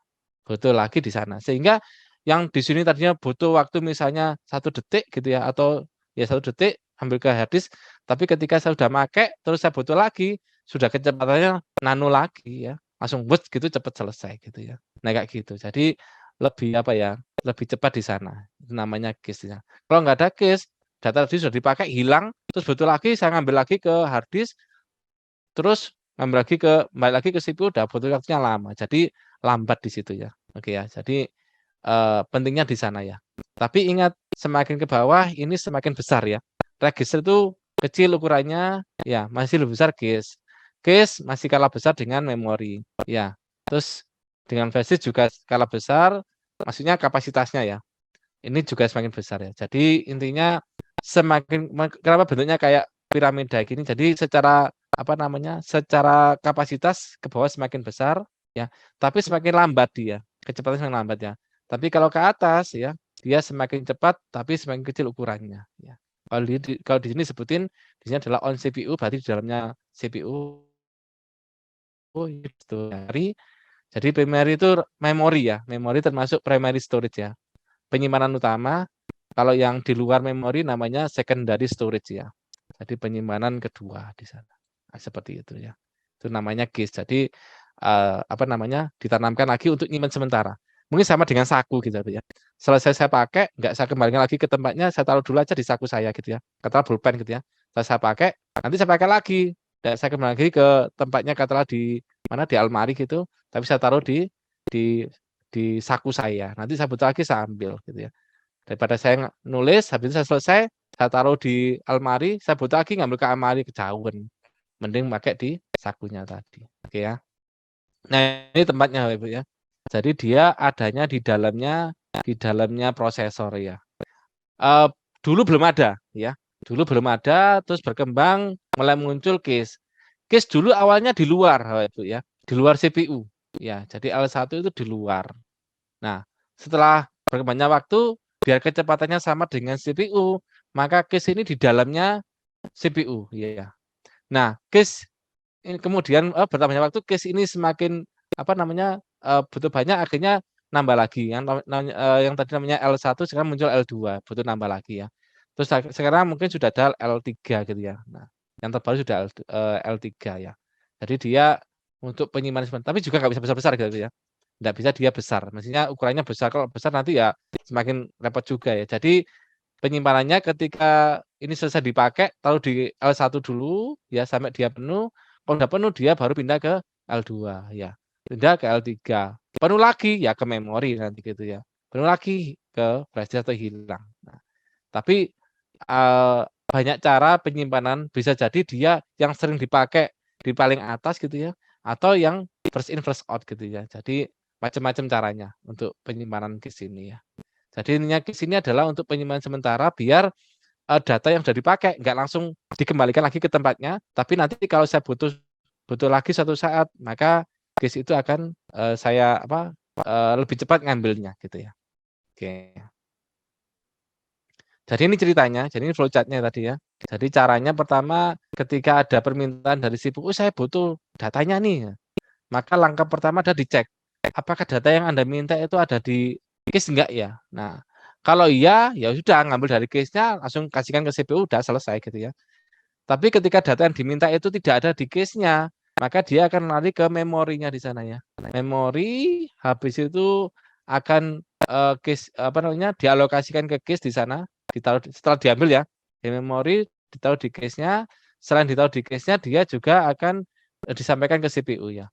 Nah, ini sudah disimpan berarti ya, penyimpanan. Jadi setelah dia dicari nggak ada, ambil di tempatnya, misalnya di memori utama diambil, setelah diambil, dia ditaruh di case ya. Nah, ketika dia butuh lagi, maka tidak perlu ke yang memori utama tadi, tapi langsung ke case-nya tadi diambil, seperti itu. Ya, ini untuk alurnya, flowchart-nya seperti itu ya. Oke. Nah, ini ceritanya ternyata efeknya sangat besar ya. Adanya case ini efeknya besar. Secara umum seperti ini, jadi pada tahun 97 ini gap-nya ini cukup besar ya. Antara prosesor dengan memori ini ya. Kalau ini hanya berapa ini? Performanya katakanlah di bawahnya 10 gitu ya. Ini sudah sampai 100 lebih gitu ya. Sehingga ini gampangnya kecepatannya sudah sangat beda gitu ya, gap-nya, perbedaannya. Betapa prosesnya banter larinya, memorinya lambat gitu ya. Nah, jadi Bapak Ibu kalau punya spek komputer di mana yang satunya cepat, yang satunya lambat, itu juga gak akan bisa maksimal yang yang cepat tadi. Ya, kenapa? Karena dia harus nunggu yang lama tadi ya. Mungkin kalau boleh dianalogikan ya, ada dua orang ini ya, si A gitu ya misalnya ya. Misalnya ada si A, sorry. Mundur dulu. Oke ya. Misalnya saya punya si A ini ya. Ada si A, ini laki-laki gitu ya. Kalau lari misalnya, berapa ya? Anggap aja 80 km per jam gitu ya. Anggapnya 80 km per jam gitu ya. Nah gini. Si B ini cewek gitu ya. Lari sekencang-kencangnya paling kencang gitu ya. Anggap aja 50 km per jam gitu ya. Nah, si A laki-laki lari dia kecepatan mentoknya 80 km per jam. Si B ini cewek gitu ya. Disuruh lari paling maksimal dia adalah 50 km per jam. Nah, ketika si A dan si B ini kata saya jadiin satu ya, saya ikat gitu ya, bareng-bareng gitu. Nah, akhirnya diikat bareng-bareng gitu ya. Jadiin satu gitu ya, nggak terpisah jadi satu. Menurut Bapak Ibu kira-kira kecepatan dua orang ini berapa? Apakah lebih dari 80 atau 80 atau antara 80 sama 50 atau 50 atau kurang dari 50? Oh ini saja. Kurang dari 50. Kak bisa Pak Adi? Iya Pak, pincang Pak. Saya Iya, oke, pernah oke. laptop saya pernah gitu salah satu Iya, salah spek gitu kan, jadi pincang malah iya. dia turun dia. Nah, betul. Bukan sesuai dengan yang paling rendah, tapi malah lebih rendah lagi speednya. Iya, oke. Ya, kadang seperti itu Pak Adi ya, benar ya. Jadi ketika ini saya jadiin satu terus suruh lari, maka enggak akan lebih dari 50 nanti ya. Katakanlah bisa lari kencang paling mentoknya 50 ini Bapak Ibu ya. Kenapa? Wong si B sudah nggak bisa mentok lagi kok. Diajak 50 sudah nggak 51 gitu ya, nggak bisa. Kenapa? Karena dia cuma 50 gitu ya. Sehingga gimana? Sehingga performanya A ini yang awalnya 80 akhirnya nggak maksimal ya akan ikut jadi 50 tadi kayak gitu ya. Nah, seperti itu. Jadi pentingnya DAKIS itu ya sehingga prosesor ini betapa cepatnya, memori ini agak lambat gitu ya. Sehingga ketika nanti dia butuh lagi maka dia akan lebih cepat seperti itu ya. Oke, terima kasih Pak Adi. Oke. Ini ada video ya. Mungkin sebelumnya mungkin gini aja Bapak Ibu ya. Boleh dicontohkan sebentar. Oke. Contoh kayak gini mungkin ya. Efeknya mungkin Habib kalau buka program gitu ya. Misalnya membuka program yang belum pernah dibuka gitu ya. Misalnya di sini ini Excel gitu ya. Coba Bapak Ibu perhatikan ketika dibuka pertama kali, saya klik ya. Nah, ini pertama kali diambil datanya. Nah, sekian ya kecepatannya ya. Oke, ini sekian gini ya Bapak Ibu ya. Nah, coba perhatikan ketika ini saya tutup. Oke, saya buka lagi programnya Excel-nya. Ya. Nah, lebih cepat toh ya. Nah, atau mungkin ini kayaknya udah pernah dicoba ya, belum pernah dibuka gitu ya. Awal mungkin ya. Misalnya program apa ini ya? Apa di sini ya? Ini bukan punya saya soalnya.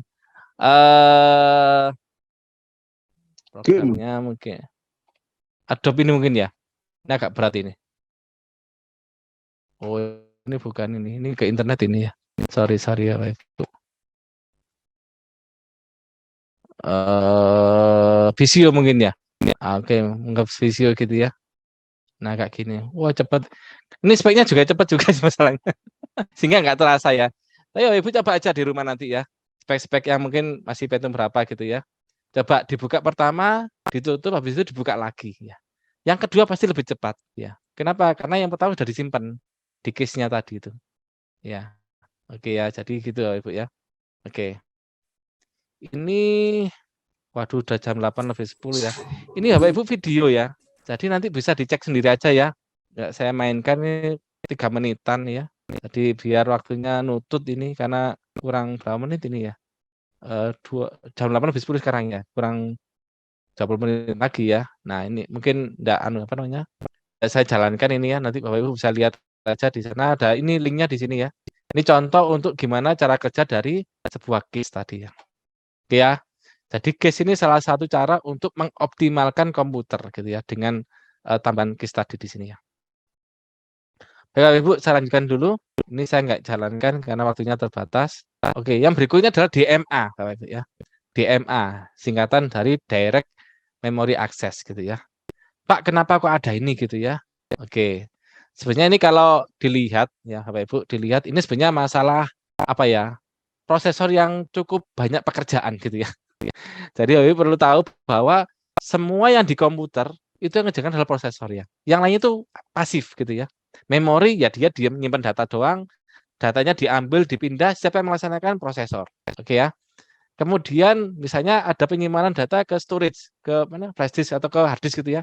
Pindah data, ditaruh kemana dan sebagainya, itu siapa yang mengerjakan prosesor. Oke ya. Kemudian proses untuk grafik gitu ya misalnya. Gambar biar bagus itu siapa yang ngerjain? Prosesor semuanya ya. Jadi prosesor ini lelah gitu ya. Jadi capek dia ya. Nah, karena dia sangat capek itu maka dia butuh apa ya yang bantu dia ya. Jadi butuh yang bantu di mana dia nggak perlu ngerjakan semuanya gitu ya. Ya. Sehingga proses antar I/O ini, input output ini yang ngerjakan siapa? Nah, ini namanya DMA ya. Nah, jadi fungsinya DMA adalah dia akan mendelegasikan ke DMA. Jadi ketika ada proses minta prosesor mau ngambil data dari hard disk ke memori gitu ya misalnya kan ya. Maka urusan ini sudah didelegasikan ke DMA. Jadi DMA ini kayak wakilnya gitu ya. Jadi yang ngurusi masalah jadi wakil prosesor urusan I/O gitu ya, I/O dengan memori gitu ya.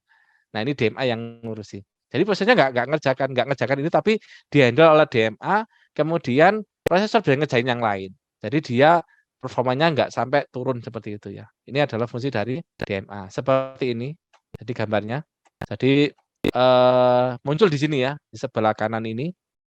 Ini sama persis untuk anunya, apa namanya, untuk apa namanya, bloknya ya juga ada apa namanya, ada bus datanya, ada bus address-nya, ada kontrolnya, pokoknya sama dengan ini. Cuma ceritanya nanti ketika ada proses yang membutuhkan antara apa namanya memori dengan I/O, memori itu RAM ya, dengan I/O yang di sini, entah dari hard disk, dari flash disk, dari mana, dari VGA, dari keyboard, dari semuanya itu, maka yang ngurusi nanti DMA-nya. CPU-nya nggak akan ikut-ikutan lagi. Dia ngurusi yang lain gitu ya. Sehingga performanya lebih cepat karena ada yang bantu di situ ya DMA-nya ini ya. Nah, oke. Terus ini untuk ini urutannya DMA-nya tadi ya, ini dalamnya. Jadi ada data counter, sorry ya, ada untuk data count ini kayak ini penghitung, kemudian untuk data lainnya untuk apa bus datanya itu alamatnya, ini logikanya ya, gitu ya. Nah kalau ini cerita mungkin alurnya seperti ini Bapak Ibu alurnya ya.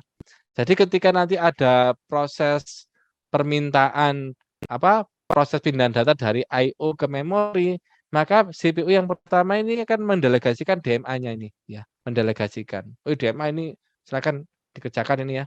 Tapi tetap ada teknisnya di situ ya, mulai ngecek data, ngecek sinyal dan sebagainya, DMA yang akan nangani di situ ya. Nah, setelah ini dapat mandat ya, tetap harus sesuai dengan permintaan CPU, enggak DMA enggak langsung kerja sendiri, enggak, dia akan bekerja ketika ditugaskan oleh CPU-nya. Ya, dikasih tugas nah seperti itu. Kemudian DMA akan nyiapkan ya address-nya berapa ya, kemudian koordinat seperti apa disiapkan, maka dia akan merequest ke memori. Nomor 2 nih ya, transfer to memory request-nya ya. Ini memori ada yang akan transfer data gitu ya. Nah, request-nya seperti itu, maka nanti sorry ini disk-nya ya, sorry bukan memorinya. Ini request-nya. Misalnya dari disk-nya, kamu mau ngirim data ke memori ya, siap ya. Oke, ada request ya. Setelah itu dia akan ada proses di sini. Nomor 3 ada transfer. Entah transfer data seperti apa, ditransfer, ada proses. Setelah itu kalau dia sudah selesai memproses ya disk counter dengan memori ini, maka dia akan mengirim namanya sinyal EG ini ya, acknowledge namanya ya. Jadi kalau di sini lewat pin yang ini ya. DMA acknowledge ini masuk ke sini, fungsinya apa? Ngasih tahu. DMA saya sudah mentransfer data nih dari tempat di saya ke memori, sudah oke. Kalau masih ada lagi dia akan meng-request lagi ya. Sampai dia selesai urusannya, kalau sudah selesai urusannya, maka DMA ini akan menginterupsi CPU-nya. Ya. CPU lagi ngerjain apa, pokoknya lagi nulis, lagi ngapain, diinterupsi. Interupsi CPU, berhenti dulu. Oke, laporan saya sudah selesai melaksanakan perpindahan dari disk tadi ke memori. Kalau sudah, ya sudah dia melepas. Ya. Jadi apa ya? Bagusnya apa sih? Dia akan mengerjakan sesuai dengan perintah ketika sudah diperintahkan untuk mengerjakan, maka dia akan menghandle CPU-nya sudah lepas ya, nggak akan menghandle perpindahan tadi. Nah, ini ngatur supaya perpindahan disk dengan main memory di sini jadi I/O ya, apapun I/O-nya ya, input output-nya bebas ya. Ke memori, setelah selesai maka dia ngasih tahu, DMA udah selesai maka dia ngasih tahu ke CPU-nya juga bahwa tugasnya udah selesai. Ya. Nanti kalau ada lagi, ya otomatis CPU akan memerintahkan ke DMA untuk menghandle lagi. Ya intinya DMA ini boleh dikatakan adalah apa ya wakil ya.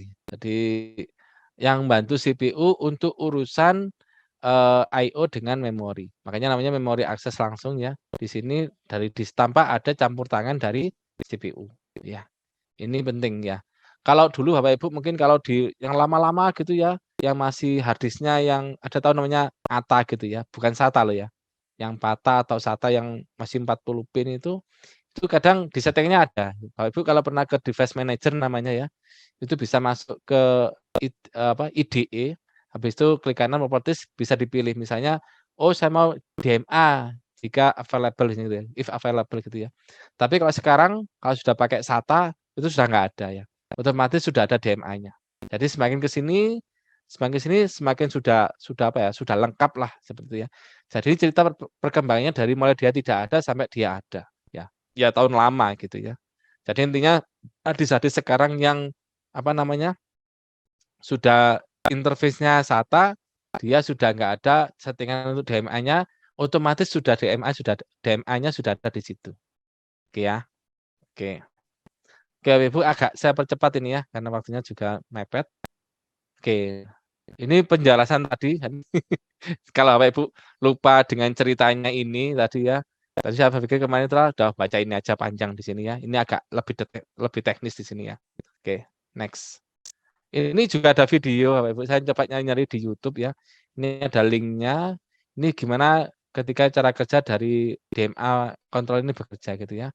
Mungkin nanti bisa dilihat sendiri terkait dengan DMA ini ya. Karena ya masalah waktu aja sebenarnya. Oke, next. Yang terakhir ini RAID ya. RAID storage ya.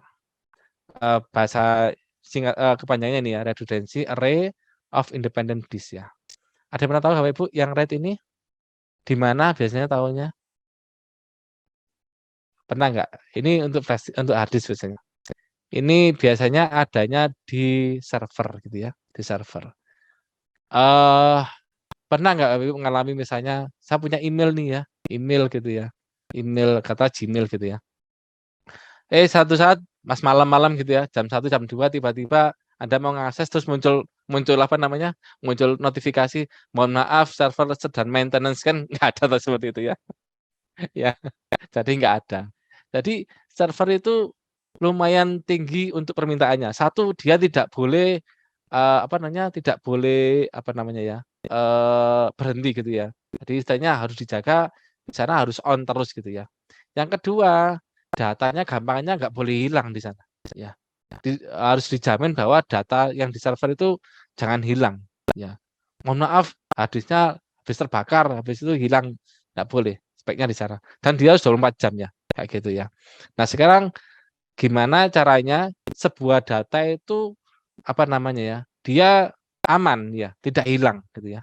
Kan banyak tuh kadang kasus kita ya Ibu ya, kalau punya hadis cuma satu gitu, tiba-tiba hadisnya error, data saya hilang Pak, saya belum backup di tempat lain gitu ya. Nah, ini salah satu cara supaya hadisnya kita gampangnya aman ya. Tapi dengan syarat ini minimal 2 hadis ya. Minimal 2 hadis ya. Sehingga data kita ketika ketika misalnya fisiknya bermasalah, satu masalah, data itu nggak akan hilang gitu ya. Ya, banyak cara di sini nanti ada banyak level-levelnya untuk RAID ini ya. Banyak cara gampangnya seperti itu supaya data itu gampangnya masih aman. Walaupun secara fisik, secara perangkatnya itu mungkin bisa mengalami kayak rusak gitu ya misalnya, tapi data kita masih aman di hadis-hadis yang lainnya gitu ya. Tapi nanti ketika Anda buat RAID ini, ketika Anda masuk ke explore-nya gitu ya, maka dia hanya satu drive. Nah, Ibu kalau misalnya punya 2 hadis kan biasanya ada 2 drive-nya ya. Misalnya hadis pertama saya partisi 2, C sama D gitu ya. Hadis yang kedua dipartisi 2, maka dia adalah D dan E gitu ya. Tapi kalau kita pakai RAID seperti ini, walaupun 2 gini, 2 hadis gitu ya, yang muncul di sana cuma satu drive. Anggap aja C doang gitu ya. Ya, soalnya kita hanya cuma 1. Padahal secara fisik dia ada 2 gitu ya. Nah, ketika kita nyimpen ke dalam drive itu, misalnya file PPT ini mau disimpan gitu ya, kan cuma 1 drive di sana, tak simpan gitu ya. Maka kita nggak tahu dia ada di hadis yang mana, apakah hadis yang pertama atau di hadis yang kedua, kita nggak tahu. Nah, nanti tergantung dengan polanya, caranya di sini. Dia pakai RAID nomor berapa gitu ya. Oke ya. Jadi intinya RAID ini fungsinya adalah mengamankan dan juga mungkin kecepatan juga ya, supaya data itu aman walaupun dia mengalami kerusakan secara fisik mungkin seperti itu ya. Nah, ini ada beberapa level ya. Jadi yang pertama RAID level 0 ya. Oke ya. Nah, hard disk ini ada 2 gitu ya. Anggap aja Bapak Ibu punya file itu ada 8 gitu ya. 8 kok dipotong-potong ada 8 gitu ya filenya gitu ya. Maka level 0 ini sebenarnya lebih ke arah stripping ya. Memotong-motong, dipecah, jadi dibagi 2. Misal Bapak Ibu punya file 10 mega gitu ya. maka yang 5 mega ditaruh di hard disk 0, yang 5 mega berikutnya di hard disk yang 1 atau hard disk pertama dan hard disk kedua, dibagi 2 gitu ya. Fungsinya untuk apa? Sebenarnya dia lebih ke arah kecepatan sih ya. Jadi kalau Bapak Ibu misalnya membayangkan ada antrian gitu ya. Misalnya ada loket nih ya, yang antri orang 10 gitu misalnya ya. Loket 1 dibuka. Maka kan ini kan cukup lama untuk 10 antrian ya. Tapi kalau dibuka loket berikutnya lagi, ya maka bisa di 55 ya. Sehingga lebih cepat gitu ya. Mungkin sama dengan itu ya, yang RAID 0 ini ya. Jadi satu file itu dibagi-bagi. Kalau ini misalnya 2 ya dibagi 2, kalau ada 3 hard disk ya dibagi 3, kalau ada 4 berarti dibagi 4 di situ ya. Oke ya. Jadi lebih ke arah kecepatan kalau ini ya. Sehingga kalau di sini ini efeknya apa? Kelebihannya ya dia cepat, tapi kurangannya ya hard disknya filenya itu nggak lengkap gitu ya. Maksudnya kalau ada satu yang hilang, misalnya ada ada 2 gitu ya. Ternyata disk yang pertama ini rusak gitu ya. Ya kita tinggal separuh nih. Filenya tinggal separuh gitu ya. Karena nggak ada backup di situ ya. Nah ini nggak amannya di situ ya. Jadi nggak ada hilang. Jadi filenya kita tinggal separuh doang ya. Nah ini nggak aman ya. Level 0 ini hanya mengacu ke kecepatan tapi bukan di keamanannya. Oke ya. Ini namanya RAID level 0. Nah berikutnya level 1. Kalau RAID level 1 ini sifatnya backup ya. Jadi dia menduplikasi ya. Jadi mirror namanya ya. Jadi gampangnya gini, kalau Bapak Ibu punya filenya utuh 10 mega gitu ya, maka 10 mega itu akan disimpan di hard disk pertama dan juga di 10 mega di hard disk kedua. Berarti Bapak Ibu punya dua file gampangnya gitu ya. Oke ya. Jadi ketika yang satunya rusak, berarti masih aman di satunya karena dia diduplikasi. Sama persis gitu ya. Makanya di sini kalau tadi dilihat di sini adalah A1, A2, A3, A4. Ini anggap aja saya punya satu file yang ukurannya kalau saya potong ada 8 gitu ya. Maka 1 di sini, 2 di sini, 3 di sini, 4 di sini gitu ya. Jadi beda-beda ini Bapak Ibu. Kelihatan ini bedanya ya. Jadi filenya akan terbagi 2. Ya. Kalau hilang ya hilang 1 ya. Jadi nggak lengkap filenya. Tapi kalau RAID 0 Bapak Ibu lihat di sini A1, A2, A3, A4. Di sini A1, A2, A3, A4. Jadi sama gitu ya. Jadi persis antara 1 dengan 2. Jadi menduplikasi ya. Ya, jadi jeleknya Bapak Ibu kalau misalnya punya hard disk katakanlah 10 giga gitu ya, yang satu 10 giga, ketika disimpan harusnya kan 20 giga gitu ya. Tapi pada intinya hanya 1 giga, hanya 10 giga aja. Seolah-olah Bapak Ibu hanya punya hard disk cuma 1. Kenapa? Karena satunya itu untuk backup aja sebenarnya. Ya. Jadi jeleknya di sana. Ya, RAID 1 itu masalahnya gitu ya. Jadi dia menduplikasi. Ya. Ini biasanya di server. Oke ya. Kemudian level 2. Level 2 ini ada dibagi-bagi juga, dipecah-pecah gitu ya. Tapi nanti ada namanya paritas ya. Paritas itu kayak semacam metode atau algoritma untuk ketika dia hilang, dia bisa menyambungkan antara yang hilang dengan yang hilang dengan yang sebelahnya tadi. Misalnya gini, Bapak Ibu punya file ini ya, ukurannya misalnya 10 mega, dipotong jadi 4. Ya benar jadi 4 ya, berarti 2,5, 2,5, 2,5, 2,5 gitu ya. Nah ketika yang 2,5-nya ini hilang, katakan saya bagi jadi 4 hard disk ini kan ya, jadi ada 4 hard disk, ketika satu ini hilang, maka ada paritas zona yang bisa menghubungkan yang seperempatnya yang hilang tadi itu bisa dihubungkan gitu ya. Nah gitu, jadi intinya tersebar filenya, tersebar. Nah ketika ada satu hard disk yang hilang, katakanlah ada 4 gitu ya, maka yang seperempatnya ini ketika nanti dia hilang, ketika diambil datanya, ada satu algoritma yang bisa menyambungkan seperempatnya ini. Kayak mana seperempatnya itu ya. Nah itu namanya RAID level 2. Gitu ya. Oke, 3 sama. Ini ya, jadi ada 3, 4. Jadi ini yang warnanya sama ini satu file gitu ya. Ya. Terus ada paritasnya juga. Ya. Jadi ini ada masalah array itu tahu itu ya. Array itu kan apa ya? Tempat ya kayak laci-laci gitu ya. Ada biasanya array itu filenya sama atau tipe datanya sama tapi jumlahnya banyak ya. Nah, seperti ini. Jadi level 2, 3, sebenarnya 4, 5 ini sama semua, hanya masalah di paritasnya tadi. Paritas ini algoritma untuk nyambungin tadi tuh ya. Nah, itu. Ya, 6 juga sama.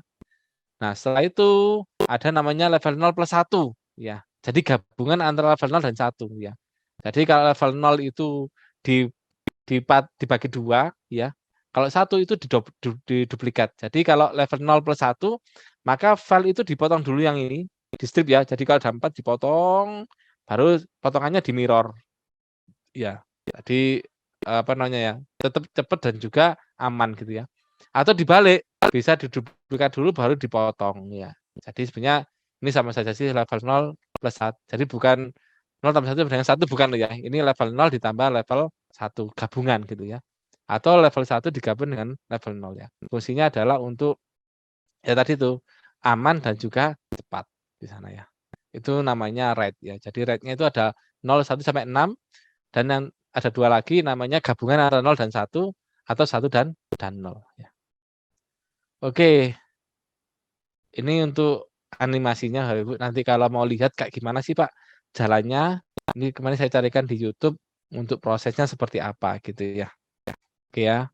Karena waktu terbatas saya tidak memainkan ya. Nanti monggo silakan copy aja yang di sininya ya. Linknya ini monggo nanti bisa dijalankan di YouTube ya. Nanti monggo bisa dilihat kayak gimana sih prosesnya gitu ya. Ya secara umum seperti itu ya. Fungsinya adalah ini khusus untuk harddisk Bapak Ibu ya. Untuk harddisk dan minimal 2 harddisk. Dan dipakai biasanya untuk yang sifatnya server gitu ya, yang dia gampangannya harus ada jaminan bahwa file itu tidak akan pernah hilang gitu ya. Kalau 1 harddisk kan rusak ya jadi hilang, tapi kalau 2, nah tadi pakai level-level yang mana? 1, 2, 3, 4, 5, 6 yang mana nanti dipilih, baru nanti apa namanya itu yang akan memproses datanya ya, sebelah mananya seperti itu. Oke, ini RAID Bapak Ibu ya. Jadi itu mungkin yang hari ini jadi mengoptimalkan komputer, mengoptimalkan kinerja dari komputer ada banyak cara ya. Yang kita bahas ada 4 hari ini. Yang pertama 1 pipelining tadi, yang kedua case tadi ya. Yang ketiga adalah DMA, yang keempat adalah RAID ya. Ada yang lainnya mungkin keterbatasan waktu dan apa namanya materi juga ya. Mungkin kita bahas yang ini. Bapak Ibu kalau mau belajar yang lainnya juga banyak sebenarnya untuk meningkatkan mengoptimalkan dari kinerja komputer ini. Mungkin itu dulu dari saya. Kalau ada pertanyaan monggo. Ini saya tutup dulu Bapak Ibu ya untuk share screen-nya. Pas 2.30 ini. Oke Pak Rafiq, Bapak Silakan. Ibu bagaimana? Adakah yang ingin ditanyakan? Dipersilahkan. Tidak ada ya. Yakin sudah ahli semua ini Bu. Diskusinya tadi sudah mantap ya Pak. Berarti nggak ada Iya. pertanyaan ini dari Bapak Ibu. Iya. Bagaimana Pak Sukandar, ada yang mau ditanyakan? Oh enggak ada. Oke, terima kasih Pak Oke, Sukandar. terima kasih Pak Ini yang on Sukandar. cam kayaknya ya. Iya. Ini Pak Rafiq, berkaitan dengan pertemuan berikutnya bagaimana? Oh Mungkin iya. Pak Rafiq bisa Oke. jelaskan. Oke. Baik Bapak Ibu, pertemuan berikutnya kita ada bahasa mesin ya. Ada istilahnya bahasa assembler ya. Minggu depan kita akan belajar itu sedikit ada pemrogramannya. Jadi Bapak Ibu harapan saya nanti ketika kuliah semester pertemuan terakhir nanti akan saya share dulu mungkin ya. Ini filenya. Kalau saya di sini 4 mega cukup mungkin Bu ya. Di chat ya. Bisa di kolom chat mungkin Pak. Kolom chat ya. Coba Ibu ya saya chat dulu untuk filenya. Ini programnya nggak aneh kok ini. Program simulasi pernah kalau nggak salah ditunjukkan sama Bu Movie kemarin ya. Oke, ini saya lagi download, lagi upload Bapak Ibu ya. Jadi ini program simulasi untuk bahasa pemrograman mesin atau bahasa assembler Bapak Ibu ya. Nah, harapan saya nanti Bapak Ibu minggu depan pakai laptop, ya, pakai laptop atau boleh pakai handphone boleh, tapi laptopnya dibuka juga. Latihan bareng gimana caranya kita membuat bahasa mesin ini atau bahasa assembler ini. Ada simulasinya, ada apanya kayak I/O-nya yang mungkin agak apa ya. Kalau dulu saya belajar assembler itu hanya diingat-ingat ya. Datanya sekian, disimpan ya. Jadi kayak angka-angka gitu ya. Tapi kalau ini nanti ada apa ya yang bisa bisa dianimasikan gitu loh ya. Jadi tidak sekedar hanya dipikir tapi bisa dilihat di sini ya. Ya mungkin karena besok hanya pertemuan terakhir ya, saya coba yang efektif di sana, yang penting Bapak Ibu pernah nyoba di sana ya. Sama dengan algoritma pemrograman kemarin, kan pakai bahasa tingkat tinggi nih ya. Nah yang ini bahasa tingkat rendah ya, bahasa mesin kan bahasa tingkat rendah nih. Nah nanti kita coba latihan di sana, Bapak Ibu juga mencoba biar apa ya, marem bahasa Indonesianya marem itu apa ya? Lebih paham gitu ya kalau sambil dicoba Puas. ngetik-ngetik gitu ya. Ya lebih puas betul ya. Lebih puas nanti dicoba bareng-bareng, ndak susah kok ya. Nanti kita belajar yang ya simpel tapi lumayan ya. Monggo ini sudah saya share di chat ya, di chat monggo di-download. Ini programnya nggak diinstal Ibu ya. Kan ini kan dikompres ya, diekstrak saja, habis itu tinggal diklik 2 kali sudah dia jalan. Nggak usah pakai instalasi, nggak ada ya. Sederhana programnya, yang penting paham maksudnya, paham caranya buat programnya ya. Monggo Bapak Ibu nanti disiapkan, bisa laptopnya ready di sana, kita pelan-pelan nanti belajar bareng gitu ya. Nah seperti itu Bu Adriani. Jadi minggu depan kita materinya adalah bahasa mesin atau bahasa CPU, ya ada juga yang mengenal namanya bahasa assembler. Kita belajar di sana. Kayak gitu Bu Adriani untuk persiapan Rabu depan ya, Bapak Ibu ya. Oke. Oke Pak Rofik, terima kasih. Jadi Bapak Ibu, kita masih ada 1 kali pertemuan lagi ya Pak Rofik ya, pengganti tanggal merah Semoga nggak bosan dengan saya Bapak Ibu ya. Iya Bapak Ibu. Jadi untuk soal UASnya, sekalian minggu depan ya Pak Rofik ya. Oh iya boleh. Minggu depan aja ya, nggak usah sekarang Iya. ya. Biar Soal UASnya, iya benar. iya, minggu depan aja. Gampang soal UASnya nanti. Bisa diatur lah. Oke, gitu Bu Adriani. Pak Adi, nanti saya share di grup nggih Pak Adi untuk ini. Kalau belum ini. Oh, nggak bisa muncul. Saya sudah download Pak Adi, mungkin Pak Adi. Sudah Pak, bisa. Bisa ya Pak Suryono, bisa ya Pak ya di Bisa. download ya? Bisa. Oh iya. Lah, 4,5 di chatku mega nggak ini. muncul ya. Oh iya Pak. Oh, di chat. Ini Pak, tuh everyone, masa tuh Pak Adi di apa dikhususkan kayaknya enggak sih Pak. Oh Pak Yeri udah bisa ini. iya, teman-teman yang lain sudah bisa. Nanti saya share di Oke, grup nanti lagi ya Pak. boleh berarti dibantu ya untuk share di Iya. grupnya nanti. Oke, jadi memastikan lagi Bapak Ibu, terakhir pertemuan kita di tanggal 31 Agustus nggih Bapak Ibu. Itu pertemuan ke-7, Siap. jadi hari ini masih pertemuan ke-6. Nanti pertemuan 7-nya tanggal 31 Agustus seperti biasa. Kemudian nanti akan di-share soal UASnya tanggal 31 juga ya Pak Rofik ya. Ya, siap. Oke, sampai di sini apakah ada pertanyaan dari Bapak Ibu? Wajah-wajah lelah Pak Roh. Iya, sudah pagi sudah bekerja gitu ya. Iya. Seringnya malamnya langsung kuliah gitu ya. Wah, semangat ya, Bu. Luar Semangat ya, biasa. luar biasa. Oke Bapak Ibu, kalau tidak ada seperti biasa akan saya akhiri jalan-jalan ke Taman Mini. Terima kasih sudah bergabung hari ini. Ke pasar membeli Oke. jamu, tiba-tiba ada yang berteriak, ingin hati terus bertemu namun waktu berkata tidak. Terima Aduh, kasih sampai tidak bertemu gitu ya. Bapak Ibu. Nah, Selamat tidak. malam. Oke. Terima kasih ya Pak Bapak Ibu Rofik. ya. Terima kasih Selalu. Pak Rofik. Terima kasih Bu Adri. Terima kasih Bu Adriani. Sama. Terima kasih Pak Rofik. Yuk, Mas Bambang. Thank you. Balas. Terima kasih Pak Iya. Rofik, Bu Adriani. Sama-sama Pak. Terima Thank you kasih semuanya. Bapak Ibu. Selamat malam, izin Selamat live. malam. Lalu selamat malam.